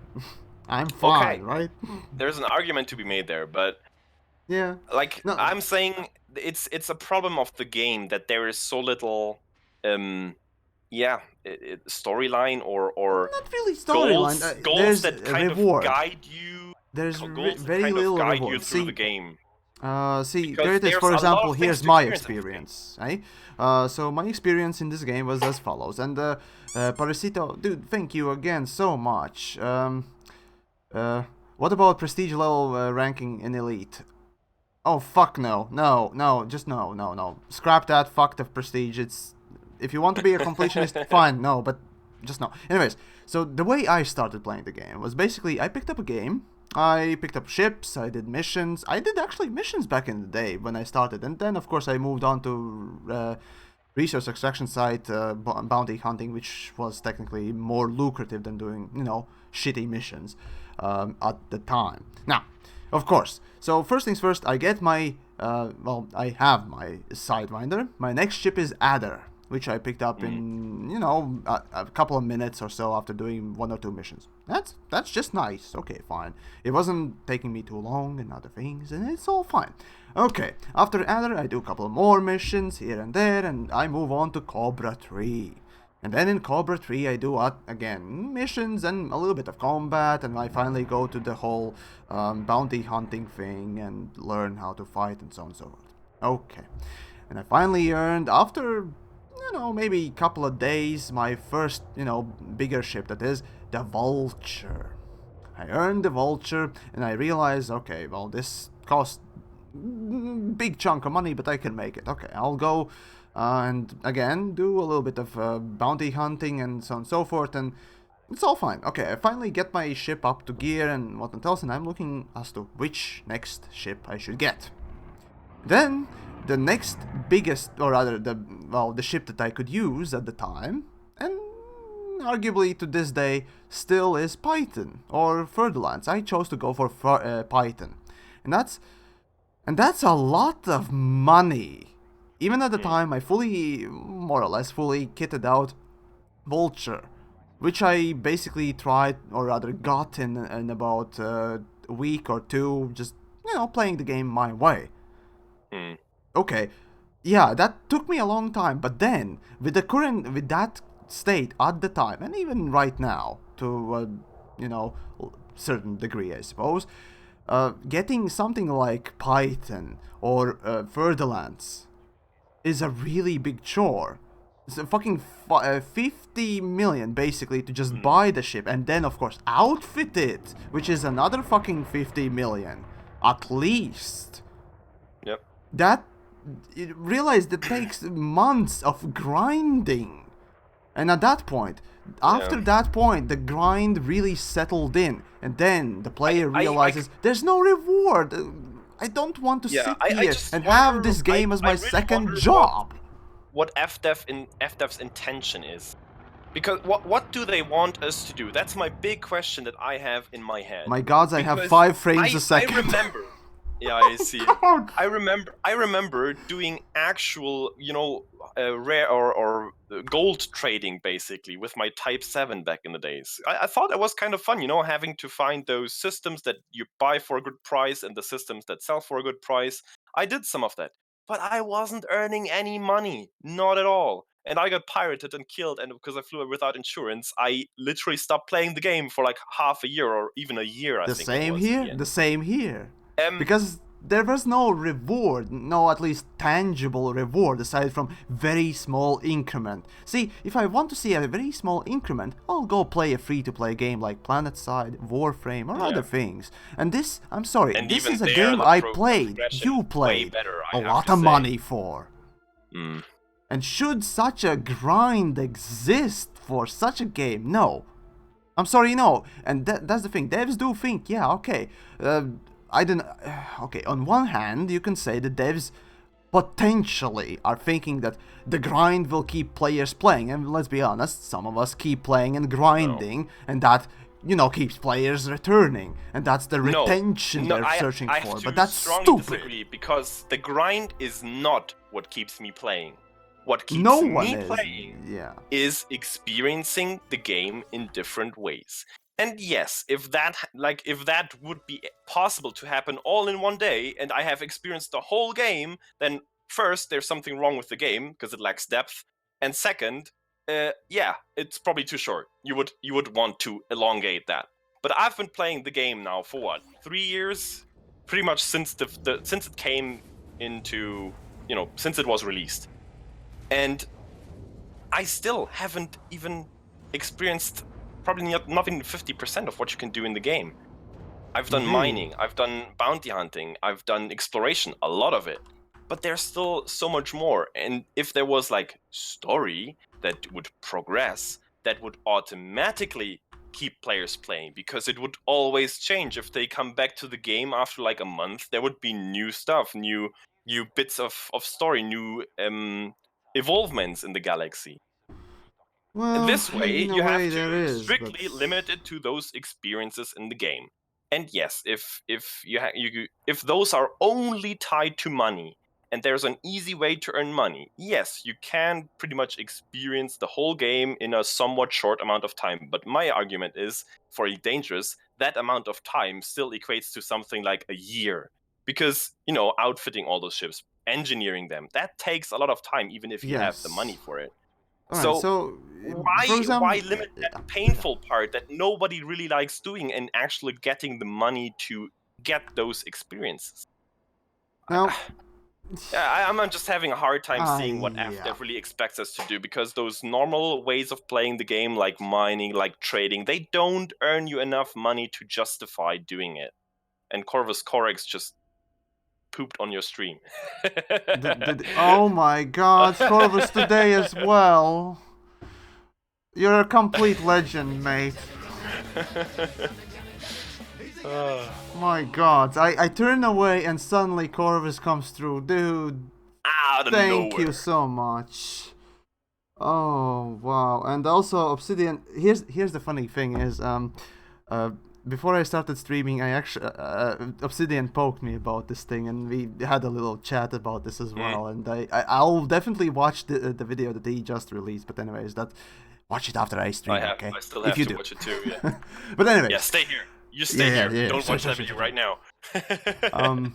Right. There was one thing that I wanted to check upon. What the? Oh my god! I just saw that like 650 people are watching. Hi guys. Yes, there are so many. That's a lot of people. Either having fun or not really having fun, or Maybe you're just enjoying us beating the dead horse. Right. Ah, there we go. That I wanted to make an example here. Right. So You're not gonna make me Latvian, no chance. wait, what? Wait, no. My I'm not gonna example get in on here. all the horse beating thing. Oh well, you are already doing that, my friend. You have embraced it. Anyways, right. So my example for when I was actually thinking about the game and how it's made and so on and so forth. See, a weekly podcast, not really. Today was impromptu stream for those that don't know. Focus, TheYamiks, focus. Stay on topic. Right. Today was impromptu because basically the game, or rather devs did the poo-poo and I wanted to just poo-poo And on them everybody's because of blaming it. Anyways. Now, so my example here comes as Dark Souls 3. Those of you that perhaps have played it know what I'm gonna say, but see, Dark Souls is not a very long game, to be honest. You take maybe 10 hours, maybe 20, maybe 30 hours to finish it, if you're good, or maybe you're like me and you finish it in maybe 60 hours after having fun. Now, one thing I noticed when I played Dark Souls, the third game, not the first or the second one. If you say third, it sounds like turd. Yes, I know. It's a curse with the way I pronounce things. Get off my back. Moving on. So the thing is, the first boss, immediately, I just the first boss or mini boss or whatever you call it, yeah, that guy was really hard to kill for me at all. And even to this day, I might restart from complete scratch and try killing him again with the starter gear and so on and so forth. The thing is, it was really hard. It was fucking annoying to take him down, but I managed to do it after countless tries. And the thing is, I felt really good after doing it. It was really accomplishment. And the next thing is achievements, yeah. And the next thing is, the next couple of steps I take, there are some more enemies that are really tough, and I take them down again, and it's such a good feeling after reaching that sort of a challenge, accomplishment, sort of a risk reward, maybe not risk reward, just simply being rewarded in a game that is really hard. And again, in this game, for example, it focuses on grinding rather than a risk reward sort of a gameplay, and so on and so forth. I've talked about this previously, of course, as well. And the good example is here. Would you rather have a game that is extremely enjoyable but short, or would you like to just have maybe that exact enjoyment, maybe slightly more of it, but pasted throughout 10 times as long of the time? Well, I don't know. Personally, I find games more, or rather, I remember games a lot more fondly when I think of the ones that are perhaps one of the shortest, yet they actually, are rewarding and so on and so forth. So I know. in Games this that really game, baffle you with some certain mechanics or just, an awesome moment somewhere in the story or in the game itself.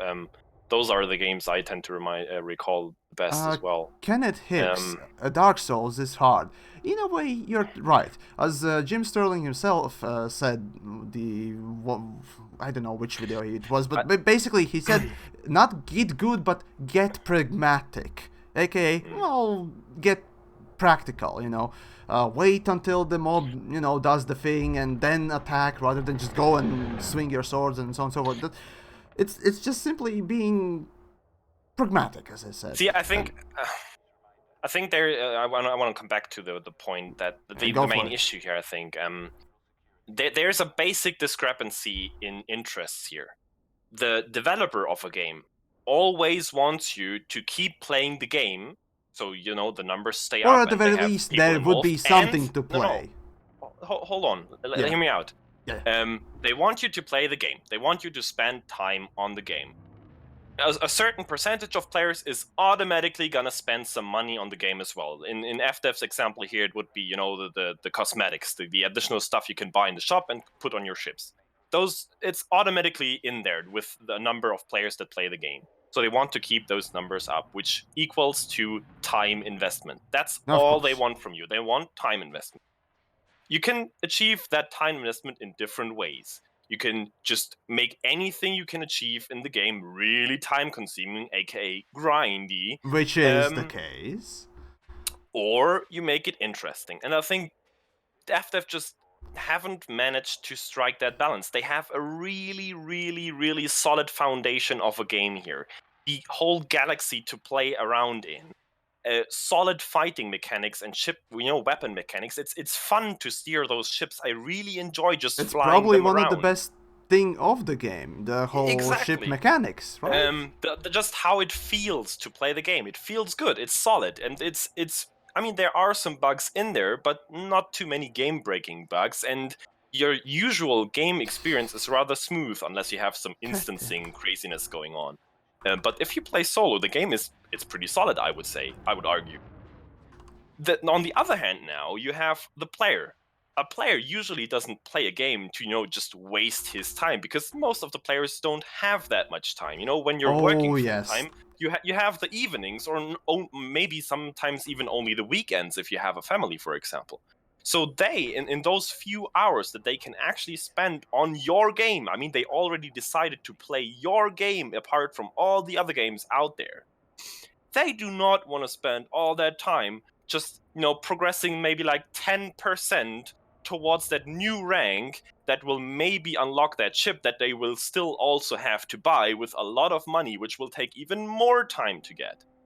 Oh They god, want to have yes. a nice time playing the game in those few hours they have. So they are in for the experience, not for the time they spend in there. And that's the discrepancy in interests there. And FDev just leans too heavily on that one side. They need to grab the players more by, the interesting bits, the bits that really, how do you, like, I'm missing words here. The parts that set Elite Dangerous apart from other games. The galaxy as a playground. There's so few Oh things to my god. encourage you to actually go out there. There could we've been waiting for stuff to discover out there in the void for years now, and only just now with the Frontier Expo we got the announcement of new anomalies to find out in space. But that's only gonna be Q4. That's still like half a year out at least. So Yes. it's just taking too long. I mean, the game is now 4 years old, and it's not gonna be up there in the player numbers for years to come if they continue on that course. They have to change their pace, and I really hope that's what they're doing now with refining the base game mechanics, getting new No, stuff to they explore, they have actually schedule. profile their game They against have other schedule games and they out need to there. make those things that are in the schedule rather than balance or make the Because games if stuff like things. this happens, what happened this today is just bad press for them. It turns players away. There's no way in denying that. You see the numbers of players that and it wasn't too many, but there were some players who jumped in and said, "Hey, It I'm was gonna a take that really chance." noticeable big Yeah, change because I'm I gonna I'm haven't gonna seen take that so chance to earn fucking some many solid ships in cash, one so system. I can actually spend my time playing the game, experiencing what I want from the game, and not just spending time to grind some money. That's Yes. why you see those ridiculous traffic numbers in the system, because that's what players want. So why would you deny them that? I don't get it. Like, what is the alternative that FDev wants us to pursue? I need an answer there. I don't have it. It's certainly, yeah. There are a couple of answers definitely I could think of, but uh, I mean, God. obviously, they should want players to play all the different roles you can play in the game: mining, exploration, fighting, whatever. Obviously, And but that's a kind of a given, because that's what the players want too. That they already have that motivation to experience those different playstyles in the game. So you shouldn't make it hard for them. You should probably make it harder to experience all the fine, variances in those playstyles, to really max out a ship to the absolute limit. That should take some time, of course. But to jump into a ship and have some basic different experience, that shouldn't be a huge, I don't know, a paywall per se. I mean, not in real money, but in in-game time you have to spend. And yes, there are small ships, but it comes back to those small ships basically being pretty bad at what they do. Um, big ships Yeah, are as soon usually as you better, talk and about big ships, yeah, ships are immediately there super is somebody expensive. saying, well, you know, there's always bigger ship, but I don't want to grind for it. But okay, the bottom line is, would you pick up that bigger ship if you had the money and you wouldn't have to worry about it? Well, absolutely yes. I mean, most of you probably right now would go for a Yes, fucking cutter, like a proper fucking because it is a Imperials. I new mean, come on. experience. I mean, PvP isn't a big part of this game anyway, I would argue. I mean, of course, the It's a PvP guys niche would but very disagree. loud part. It is a loud niche part of the game. And I get that, you know, having an easy time maxing out your capabilities somewhat tips the balance there. But it's like I've never heard big issues there. Like the guys invested into PvP, they also spent the time getting up there and having equal playgrounds. It's just I don't know. I'm mighty confused about all this because Right, yeah, and fucking hell. the reason why I play the game are so different, probably from what FDev thinks the reasons should be. If that Well, makes sense, I don't know. I can delve in many aspects of the game. So first things first, when we're talking about the grind. Now, the grind in this game exists due to two reasons, mainly at least as I see them. Of course, I might be wrong, but nonetheless. Now, number one is because, you know, for a bigger ship you would expect to, you know, work harder, you know. Even if you are, you know, very skilled, you still, you know, take a little bit longer to collect the money for a bigger ship, and that's completely understandable. But not a long time that we currently have to take. That's out the window. Anyways, and the other reason is not only, you know, the progression part of it, but there's also the player retention. So the longer you keep a player playing, the bigger chance there is for the player to buy those microtransactions, which, let's be honest, is the main source of Elite Dangerous's income. And let's not Part. forget here that I think at least that part they kind of get. You do not spend money on those, or at least in most cases, on those cosmetics for yourself. Like, yeah, it's cool to have a golden ship, It's but mostly for is that yourself. really why That's you the buy it? primary thing. Yeah, it is for Sure, yourself. I'm not so Yes. sure. Yes, I the mean, thing it is, might be for some people, especially for screenshots. Okay, I get that. But for me, it's also cool to just, you know, meet up with other people and see what they went for, how they want their ships to look like, and what they did with all those cosmetics. see, this I is really the enjoy that. And I philosophy think part that's of it. why Not a philosophy, reasonable but chunk of their revenue comes from people who engage in the community, who play with other players and experience the game together. And the I think fact. at least that they kind of get, because they are pretty good in engaging with their community. I just think that they're not that good in understanding what that community actually wants in the end. In this case, I'd say the grind is, or rather, the microtransactions are dictating the grind, unfortunately, because, as I said, or rather, I tried to say, anyways, I missed the word. Psychologically speaking, even if you don't see your ship from outside, you know, as you travel across the well, across the universe, you still know that you have that ship kit on. You know that you have that, you know, skin And you on, know you're and sexy. yes, that's the thing. That's in Hey, any Dojin. game. In any game, people don't forget. Cosmetics affect gameplay and your enjoyment regardless. It I mean, does. after all, If it red makes your wouldn't, chieftain then go tell faster. me, would you like to fly a fucking brick? Doesn't matter what kind of brick. Every ship would be the same brick. Would you like that? No. Cosmetics matter. Looks matter. So don't tell me cosmetics don't. That's stupid. Please, don't be naive. I mean, that's probably the single most reason why you but see yeah, them again, putting it's, out something new every single Thursday now. Every they week we are, get yeah, some ever some since new. I started, or rather, I rejoined the game, I started making videos. Every, Yeah, they're doing it for like, I don't know, a since year that now or last, so. oh wait, Roughly. no, last year, no, not last year, but 2 years ago, October, I joined, well, or rather, I returned. They were already pumping out every Friday, every week. They pumped out at least one pack of cosmetics, and since then, the whole market has been flooded with shit. Unfortunately, and Turgeon, you're also welcome to come in. Just saying. I'm There just we coming here to go. agree with you. Really, Ah, I'm just coming here it's to fine, agree with it's you fine, because it's fine. you're just saying what I'd say anyway. Ah, well, no, I, we're here to beat the dead I horse. saw Matt Dogg comment there. I actually did buy the Corvette ship kit way before I Me had the too. ship. Me too. Well, actually, no. I didn't actually. But I regardless, think it just looked mighty sexy, and I knew I would get the Corvette at some point. And I and think that it was like it was discounted, so I just got it. it's fine. See, okay, fine. You can argue about microtransactions in this game not being cool or good, and I do say that because the game already costs you something. So, question is, if you have microtransactions, why do you need money from that base game and expansion as well? If you're making a lot of money from microtransactions already, why do you need that? To keep up servers up? Really? That's bullshit term. I'm sorry, that's just bullshit. Of course you're gonna get more No, money, and that's why you're still keeping it. I'm sorry, but that's the bottom line. You're just having that base game price because you still want more money. And of course, companies are made to make money. That's fair.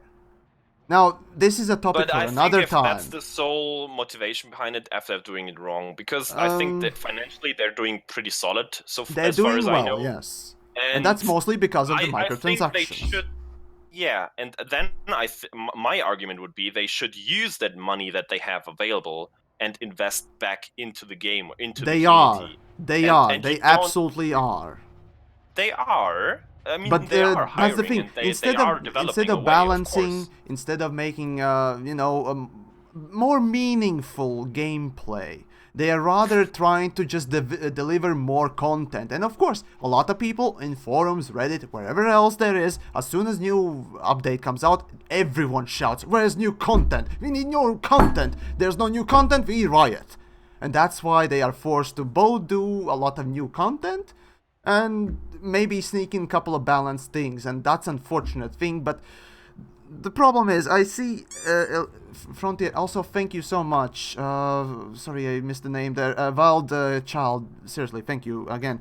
Yeah, devs are missing the point that, or rather, they are caving in too much to fans. I personally would love to see engineering completely reworked, all the things removed. Unfortunately, you can't do that, but regardless, I'd like to see engineering just completely reworked and everything rebalanced for a fairer gameplay. And I would, of course, like to see economy being reworked heavily. But again, that's not gonna happen because we need to deliver space legs and other things. Probably, who knows? It's just that plan that they have. It's Yeah. yeah. I've already said What in the past. DJ was saying the other day, he's saying, "Oh, I don't want this to be an MMORPG."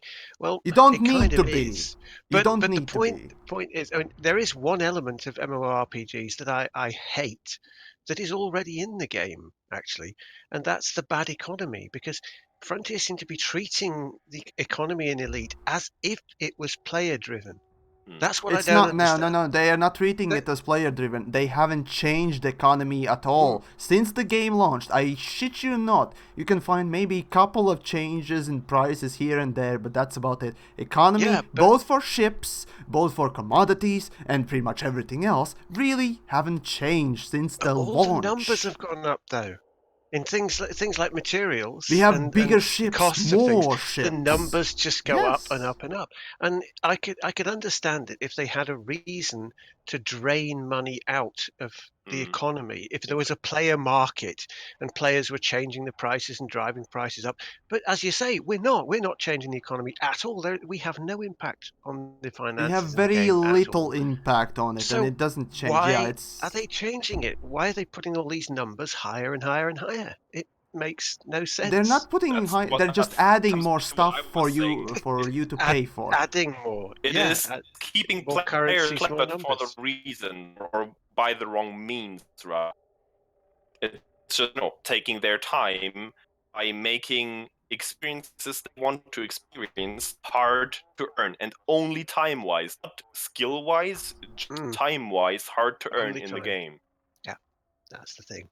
So yeah, Like what you were talking about, that feel of accomplishment, of achievement, that's completely lacking in Elite Dangerous, in my opinion. And that's not why I'm playing the game. I'm not playing the game to have an achievement. I'm playing the game to experience different ships and to see awesome sights in the galaxy. I'm playing the Explorer game, basically, in all aspects of it. Yeah. And I think they're kind of taking it for the wrong. They're taking the game for something that it is not.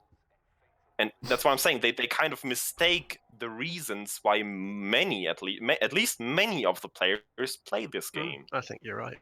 Now, okay, if you're talking about the whole reward thing, now, see, I mentioned that I did different missions in the game and so on and so forth. For example, I tried assassination missions and so on and so forth. See, these missions are, they can be interesting. Not all of them. Most of the missions are very simple. They don't really have, multiple stages or anything. They are just chained missions, which is a really kind of shitty way to do it. But anyways, point is, for example, transport missions. Okay, you do one thing for money. Okay, fine. You have skimmer destruction missions. You have just pirate killing missions or something like that. Okay, they are also interesting, but problem is, you do them and you get very little money, so you do them again because you know how to do them. Okay, you do it again, and there you go. That's a grind. You're basically asked. Well, you're not asked, but you have to do basically these good things over and over again. You still see that awesome ship that you absolutely want to fly. So what do?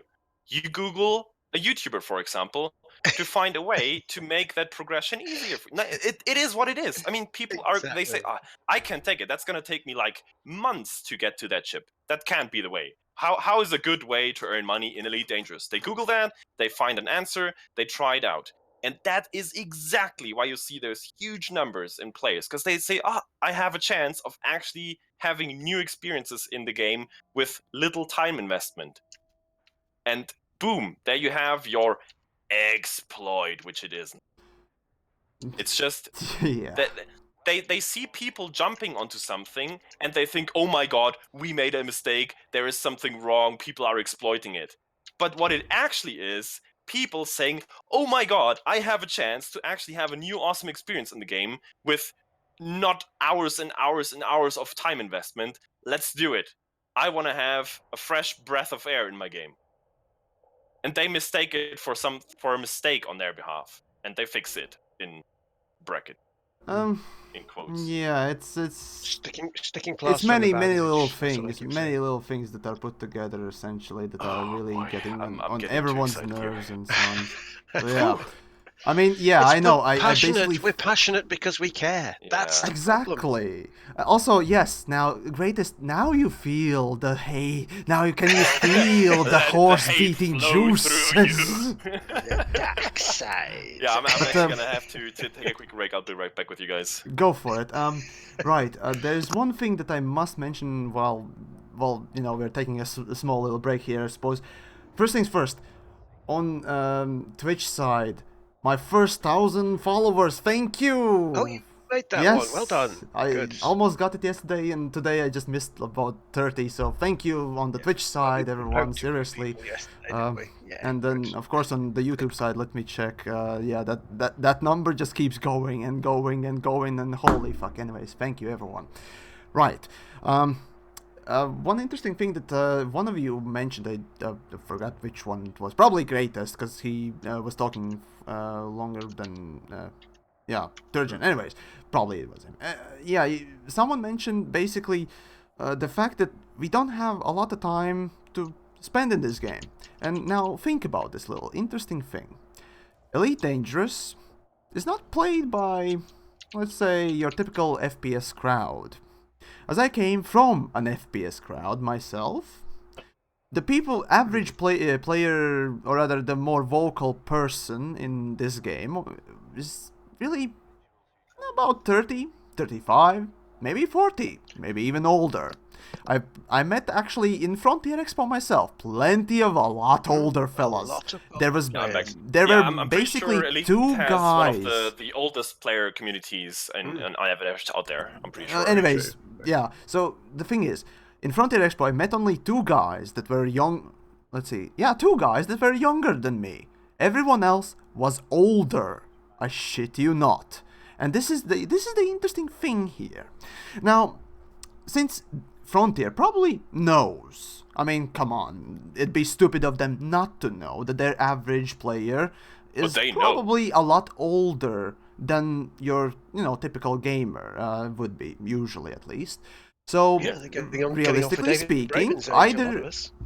either A, they are already pensioners, senile, whatnot else, perhaps, who knows?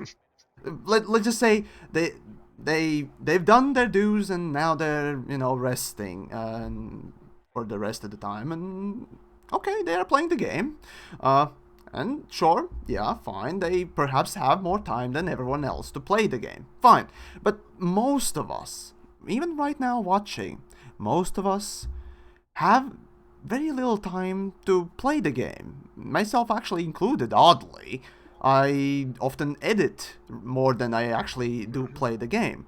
And most of us have work, real life, and other things to take care of. So realistically speaking, most of you probably will be playing about an hour, maybe 3 hours a night. Maybe. So tell me, does the massive grind make sense in this case? Don't forget No. one thing here. Those constant concurrent players that you see, those guys that actually come to the game every evening or at least on the weekends, those are already your compassionate players. The players that probably have been with the game for years and years. Those occasional players that jump into the game for a couple of hours and then, form their judgment on based on those few hours that they played the game, they might not come back every night, every week, probably not even every month. They might come back after like half a year, see what's new in the game, and if they get disappointed again, they're probably gonna shelve the game at some point and never come back. And A lot of I people think that's do. also one reason why the gaming community is relatively old and really dangerous, because those older people have more patience, maybe sometimes more time to spend on the game as well, and Well, they yeah, it have depends, the whole what's it called, Turgeon, help me out, the legacy of the game. They see where the game has come from, and they know the originals, and they have a different kind of connection to the game. Indeed, And maybe DJ also is a good different interests. example. Yeah. They enjoy, exploring the galaxy. They can do in this game what they probably can't do in any other game in a proper way, which I enjoy also a great deal. But it's that older gaming community that also has an influence of what they want from the game, what experiences they want from the game. And that's a thing on the subject of time available and what they expect from you. One that absolutely infuriates me in a quite sort of quiet, fuming way, and that's these new Guardian sites that they've added, right? One of them, the HD system one, is like 20 minutes, is it, from the drop point to fly to the planet? Now, they have 4 billion star systems to pick from. All right, they've got the ones in that little area. There are other planets in that system, that very system, that are nearer. They could have chosen any planet they wanted, but they chose to put those ruins on a site 20 minutes from the drop point, which I have means an that if you answer to want to that, look at by the way. that, you have to drive 20 minutes doing nothing just to see that site. They could have put it nearer, but they chose to put it there. And then they say, we don't want to waste your time. I mean, Yeah, that's a funny little thing, seriously. isn't it? Okay, so here's an answer. So I'm gonna embody a little bit of DJ Truesayer here, but again, DJ has multiple times said that we as players are not the heroes of this game, and we shouldn't be supposed to be, the heroes that do these everything. You know what I So thought about that? what devs in this case with these Guardian ruins are essentially creating, and what they are perhaps expecting in some way, is to have someone go there. Not all of us or many of us, just someone, not some I have to ones. disagree. I'm sorry. So that's at least how I see. Think about the same thing I'm thinking about right now. Oh, We I are fumed the other day about this. We are part of the Pilots Federation, we are already like the elite of the elite, even literally, if the your word. rank is not elite. We The are word is- we are the 1 promille of the population in Elite Mm. Dangerous that is actually spacefaring. We are super special, and we are the ones supposed to handle all these intergalactic threats. You know, Mm. and we It are it heroes says in on that one term. of the tourist beacons that in lawless sites, this is actually on one of the Pilots Federation tourist beacons, in lawless areas, the Pilots Federation are the closest thing to authority and law in those areas. It actually says that in the game, Mm. in the law on a tourist beacon. That's what we are expected to do as the Pilots Federation, to be the authority, to be responsible in uh, dodgy areas. It's there. It's sitting there. And you could build so much community feeling upon that, but they never even profile us at one big community. They just say, yeah, there's some pilots. Some of them do exploration, some of them do PvP, some of them do mining. It's like it's never said like those are the awesome pilots of the Pilots Federation, and they gonna rescue us or something to support that community feeling. I've never seen them do that. It's yeah, the Frontier Developments or whoever's leading the charge on the whole concept of the game, the design of it, seems to have this idea that well, yeah, we're just supposed to be specs rather than just observers, and okay, there are some things we can do and other things, but I I don't know honestly. Well, It's that's the point. That's why I think DJ is inadvertently right. He's completely wrong, I think, in his actual view of what the Pilots okay. Federation is and what it means in the galaxy. All But right, all he's right. inadvertently right in the way that Frontier are choosing to treat the Pilots Federation in the game. They are progressively treating us more and more like NPCs and non-consequential people when the entire lore and history of Elite says the exact opposite. And I find that harder to take every day, to be honest, from a storytelling and narrative point of view. Yeah. It rankles. No, I It mean, does. overall, no. Again, there are some things right. Of course, what we are saying, and of course, what DJ does, and still, regardless, yeah, we are just looking from outside in, and yeah, the picture that is being basically presented to us, or rather, the playpen that is given to us, is sure, it's Can a I just quickly point sandbox, out but OZG's comment there? go for it. Great stream yesterday. Thanks for getting me my FTL. So cool. There you go. Aw, dude, Prime yeah. example. There, see? He wants to experience the FTL. He wants to own it. He wants to fly it, see what it can do. He had a hard time getting it before. He got it now thanks to a gold rush. Yes, You know? there you go. And he's happy about it. He's gonna play the game for another week at least and try what he can do with With that the ship. FDL. Yes, exactly. And So therefore getting better, yeah. that's what FDev wants, isn't it? They want us to play the game. He is gonna play the game for at least quite a while. I don't see where the problem is. Like, why do they have to nerf ban something that encourages people to jump into game and play it? I mean, if Well, it was so wrong and unintentional, then they should maybe think about achieving intentional ways of getting that kind of reaction out of players.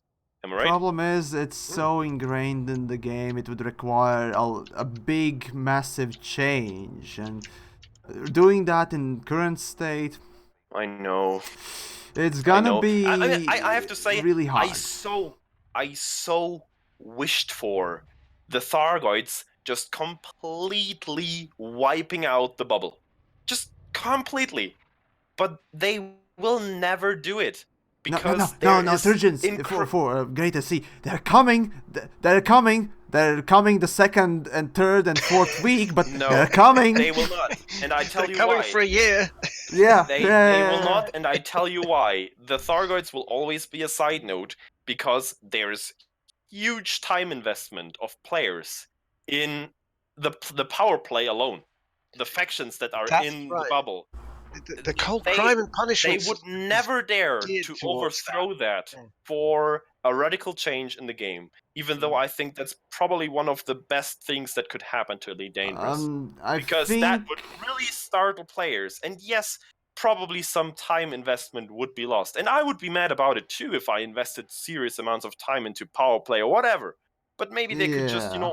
pause that part of the game and No, return, see, like whenever the Thargoids are defeated, you would get your systems. I don't know, they could come up with something.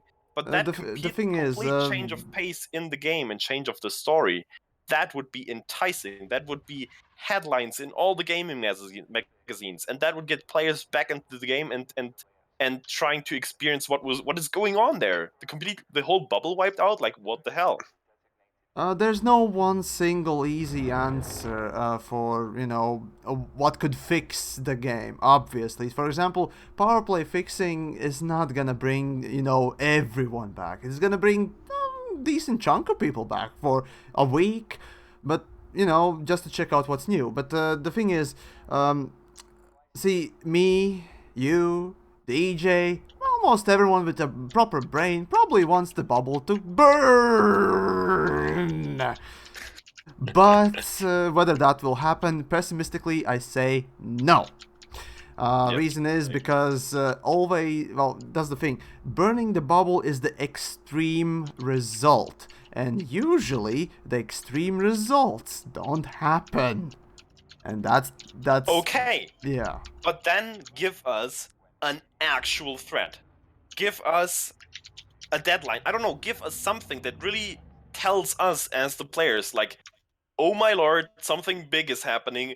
We have to do something about it right now, or it's gonna be gone. Like, don't make it a given. Don't say, okay, bubble is gone now. Here you are. Play the game a different way. Make it an actual threat, and threat that the players see coming, that the players try to avert but Well, fail, and then give us a last stand against the Thargoids, for example. A incredibly huge event where we actually have to, be the heroes that we are supposed to be according to the lore, and actually turn the tides and maybe save the bubble, maybe not save the bubble, maybe still fail and having to deal with it. That would be super exciting. That would keep players playing for months as long as it's going on. I don't know. It depends on See, how they would pull something like that off. already most likely know what they're gonna be doing with Targoids. Now, all that what you said could still happen. The problem is, currently we I are don't playing think so. what is known as MMO. And MMO storytelling, real-time storytelling, is a bitch. That's the easiest way you can put it. Because as I've said, and many others have said in the past, and also Mikim. Yes, thank you. Burn the bubble. I agree completely. Thank you. Seriously. But yeah, I know. Obsidian apparently mentioned I'll watch that after the stream. But for now, let's beat the horse a little bit more. Now, so the problem with MMO storytelling, real-time storytelling, which is happening with Elite Dangerous, is the fact that you have to give at least the majority a chance to at least participate in the story or absolutely. event. And that's why you see, Targoids moving only one place a week. Counter argument: the Thargoids have been around for what, over a year now? 1.5 Over a years? year. Yeah. Yeah, that's That also is another too thing. long. They completely up the It balance is. there. Oh, it's your It is. stream. They completely fucked up the balance there. But And like, yes, yeah. of course, you should give the players an opportunity to engage, and that's exactly why I said such an event would probably go over months of time, not only days or weeks. That is to be But expected, not yeah. years. Not years. That's too slow. Well, this is the That's thing, losing players right there. anybody that knows me knows that I keep harping on about City of Heroes like it's the best thing that was ever made because it was the best thing that was ever made.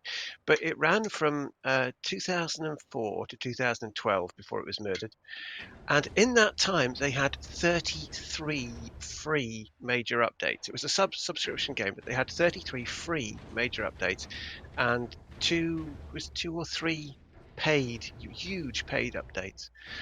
And that was the whole time, and it was a progressive story throughout the whole time. you know. And if you came to it new, you could play the whole thing via a sort of flashback thing or whatever. You could do that in Elite via a simulated thing. It's all telepresence. There's nothing to stop you from playing stuff that's in the past That's a via a good idea, telepresence actually. simulation. And they, as I Yeah. say, in that time, 33 free major updates. How many have we had in Elite so far? It's been going, what, 4 years? It's like next to nothing by comparison. It really is. But City of Heroes, of course, was a hero-based game. It was all about the player. It was all about story involving you. You could follow And these the arcs. You experience, remembered once these more, things. Yeah, you experiencing remembered these different things with your heroes. I teams. think that's Yeah. also one reason why, for example, Warframe works that well. Warframe is super successful right now because they keep delivering new ways of playing the game, new experiences mostly in terms of Warframes that you can play. Okay, but that concept works. The Warframes in Elite Dangerous are the ships, kind of. And yes, we do get a new one every now and then. But that alone doesn't keep the players playing in Elite Dangerous because it's not that complex as like a Warframe game. And Warframe has a lot more going for it in terms of progression in different areas of the game, which you don't really have in Elite Dangerous. Warframe's a different way. The bottom line, I guess, is the fact that Frontier, as DJ have said himself multiple times, and I completely agree after talking with them and so on and so forth in Frontier Expo and so on and so forth. Frontier chooses to tell a story, an ongoing story, and I find a lot of issues with that. Turgeon does as well, and well, many of us do. But regardless, it's it's simply the way devs choose to tell the story, and you can agree or disagree with that, but it probably not gonna change it. It's Well, their when you've thing, got a and novelist like Drew Wagar, who they got in to write stories for them, disagreeing they with were how they're doing the Thargoids, they should really listen to him. Just saying, you know, novelist should perhaps listen. Yeah, Storyteller. you would think yeah. I don't know. Do they have story writers? I mean, I'm They are. sure they They do. They definitely do. clearly do. They clearly do because But when you see the logs, sometimes log entries, you know, sometimes it feels like all they're doing is writing some, I don't know, some beacons for us, well, some Galnet articles yeah, for us, this and is it. that's the I story, feel and sorry that's for them. I feel yeah. sorry for them because when you read these logs, you know, the ones that Jay Britton and Amelia Tyler have voiced when you get out Oh there, the yeah, those are relationship logs, awesome. the Oh no. story in those, that's a real engaging story. You can feel for that. So somebody at Frontier can write stories. It's as simple as that. Yeah. Why are they not being allowed to write stories? You know, They have Yeah. strict the thing. policy. See, Maniac. Thank you so much. And what if Guardians came as the bubble is destroyed? I don't know. Interesting things would happen, maybe. Anyways, the thing is, Blue yes. things. First Yeah. things first. Yes, devs, or rather, Elite Dangerous has writers, and now I'm not really sure exactly how their story writing goes, but Braben is involved in every single aspect of it. He does, say yes, no, we're gonna, implement that or no. He makes at least some decisions, that's for sure. And when it comes to story, he apparently is involved quite a bit. So, yeah, he's the one I presume that has that idea, at least what should happen more or less, and writers come and give him options and other things, and yeah, it's then I'm gonna challenge the Braven right oh here. no, he's not Be alone, of course. more no, I mean he has the last word. And Not always, I I don't know don't if think so.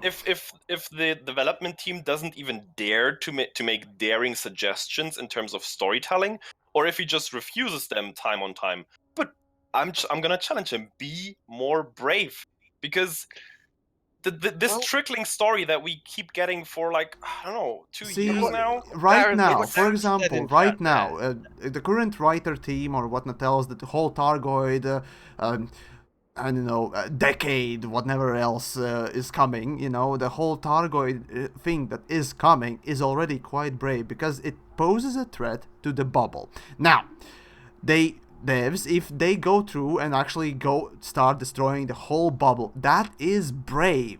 Quite brave to actually destroy the whole existing thing and possibly move to Colonia or somewhere else. If they go through that, we'll see in time, of course. That might be actually a thing that they are And taking it, but of course, what they there's are still doing is different slow. nuances in Everything is between that. slow. And I presume You that's at don't least like why you right out complain. have to destroy the bubble.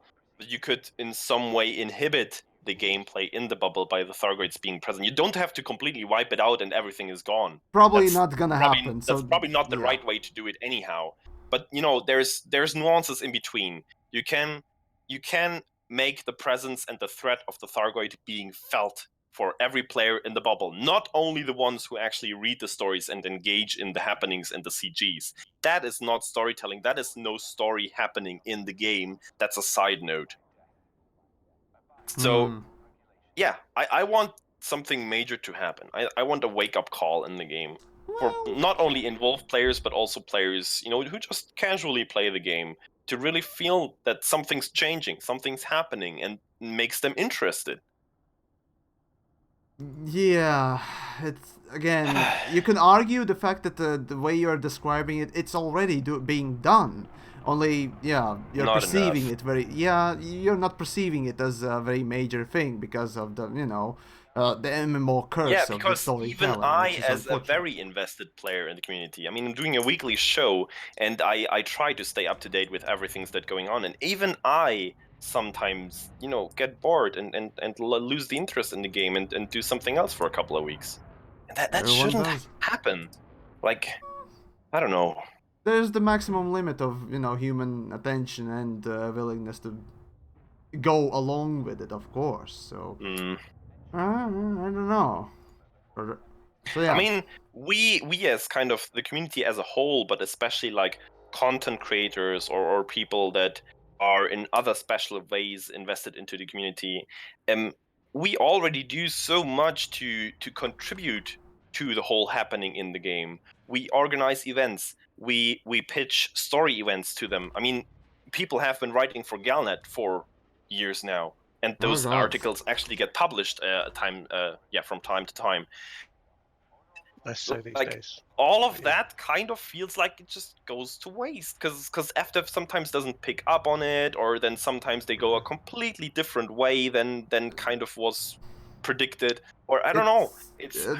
It's mostly to do with Frustrating the fact sometimes. that their storytelling ideal is, again, as I said, someone will pick up. Someone will be that one who picks up the story, not Yeah, and everyone, or they not can everyone's publish gonna it in get Galnet. that. That's Yeah. all they care about. Yeah, exactly. That's it exactly. And As long as someone finds it, they can put it in Galnet and say, "Look, someone found it. We're doing our job." Yeah. Yeah. it's that's the Yeah. thing. After talking extensively about the Oh, story with DJ, I know exactly what he means when he talks about the storytelling, and how devs are doing it. And you can like it, or it can be I would different, be but is it interested. good? I don't particularly I like would it be myself. interested. We just had the 3.0 update drop. The first, like, really major main content update in what? When was 2.0? 1 year ago? One and a Oh half, Jesus, one and a quarter years that It ago? was must be a long 2005 time and ago. something. Give me a sec. Yeah, even longer ago. Yeah, of course, 2 It years was ago. 2 I'm years completely ago, off. so there you go. So it's been forever, and they introduced those Guardian ruins as the first main feature of probably the new storyline that's gonna evolve or something. I don't know, but that's like the first big thing that's new in the game where you can go to and experience it.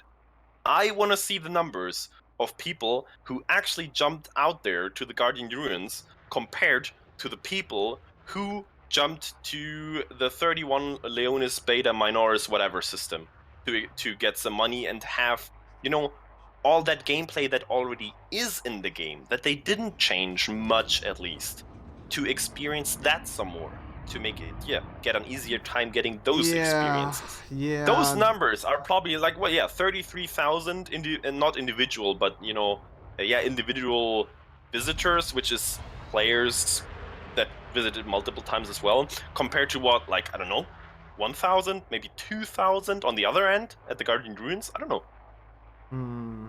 Yeah, it's I yeah, very little, I and can't imagine those numbers at the Guardian Ruins times to be very high. small ones compared to that, definitely. Jacob, Yeah. dude, thank you, and squeaky noise for you indeed. May your dog run around and love it and whatnot else. So yeah.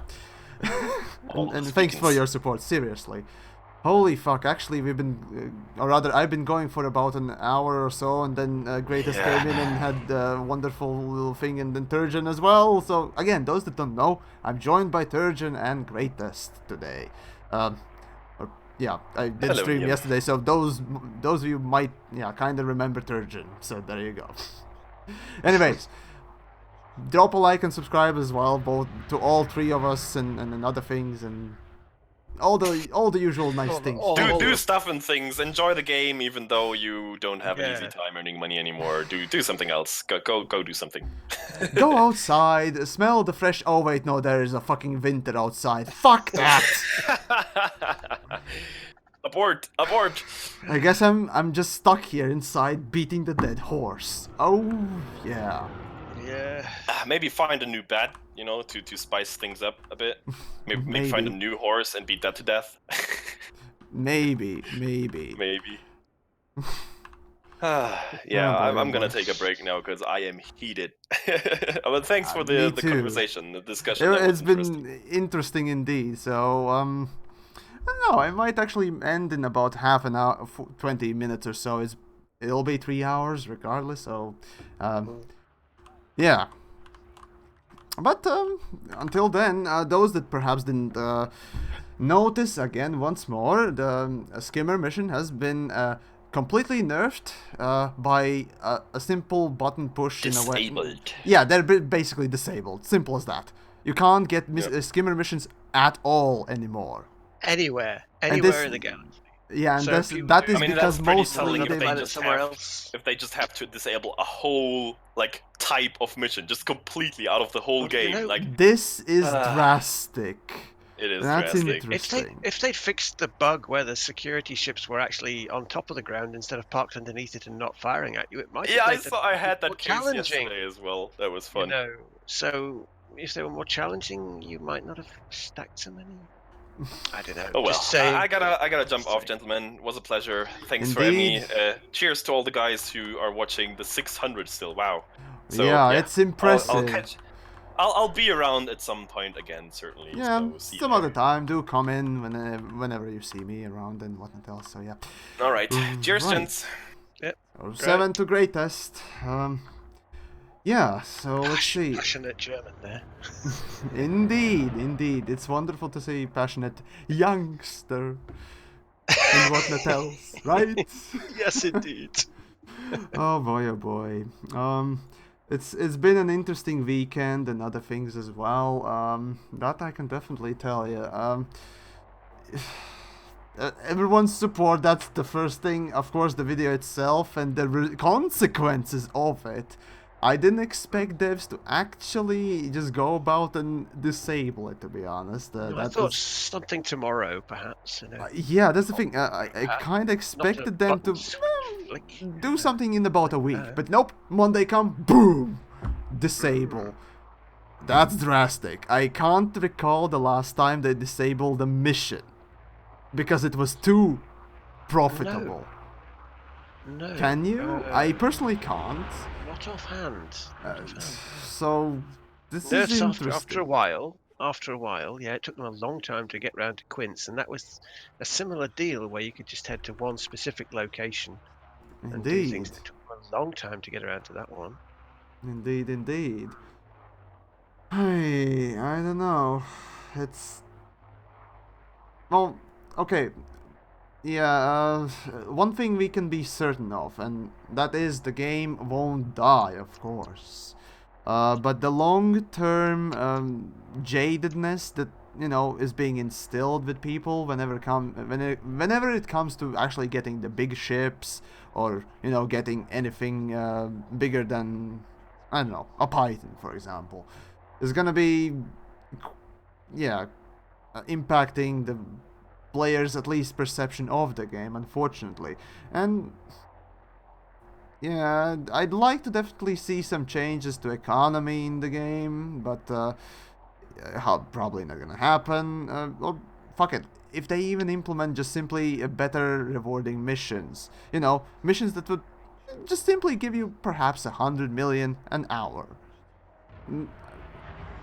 Yeah, they I could would be make just them. fine with that. Really, that personally, Just I think would about it. find a good If they were medium. incredibly rare and just turned up randomly on stations at random times, and you couldn't know where one was going to turn up, and out of the blue, someone goes, "Oh, Commander, quick! Here's an emergency. Here's a mission that offers you like 100 million." Yeah, right.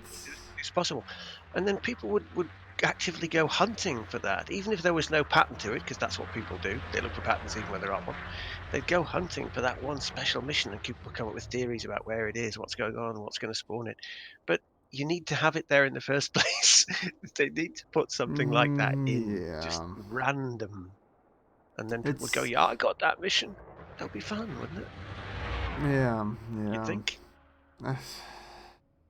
It's a complicated issue. That's the economy is a complicated issue because the system is such a clusterfuck of shit, essentially. As I said again, devs just think up, or somebody in the company at least, thinks up a mission idea. Let's say assassination or something. Okay, they make it work. Now, compensation for that mission, and I don't know. Toss in something. Fuck it. Just toss in some reward. We'll let the RNGs sort them out. Don't matter.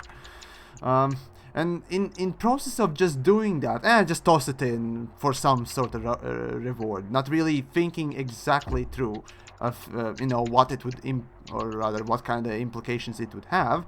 Instead, we really have basically such state of the game where basically you do exploration and you earn a lot more money than by doing combat. Any sort of combat. Now tell me, is that really fair? Well, that's the thing, isn't it? It depends on It's what the not fair. infrastructure is they've got lurking around it. But There is no no, risk reward sort of gameplay at all. That's the first thing. Of course, the no. reward as well in itself is pretty stupid. Um, You and also don't need to encourage people to go exploring, because that's in every poll that I've ever seen on the game. The single biggest alright. majority of people, it's usually about 40%, single biggest Yeah. majority, they're always explorers. You don't have to encourage people to explore. You just have to have something out there for them to go and explore. In the early days, there was no money in it at all. And everybody went, that Beagle Point, when people Oh went out to distant yes. worlds, it wasn't for the money. Nobody expected money as an explorer. So it's nice that they actually started paying more for Of exploration, but course it's good. nobody Of course it's good. expected it, because that's not why they did it. Indeed. It's There weird. are different gameplay styles, of course, but Mm. my personal one of my biggest gripes is just the fact that even if you're a really skilled player and you pick up really skill demanding mission or something, your reward will be shit in comparison to that random dude just hauling crap around. Mm. And I Yeah. shit you not, a lot of shit things, but you get the point, right? You're Oh, you're yeah, just exactly. there's the rewarding.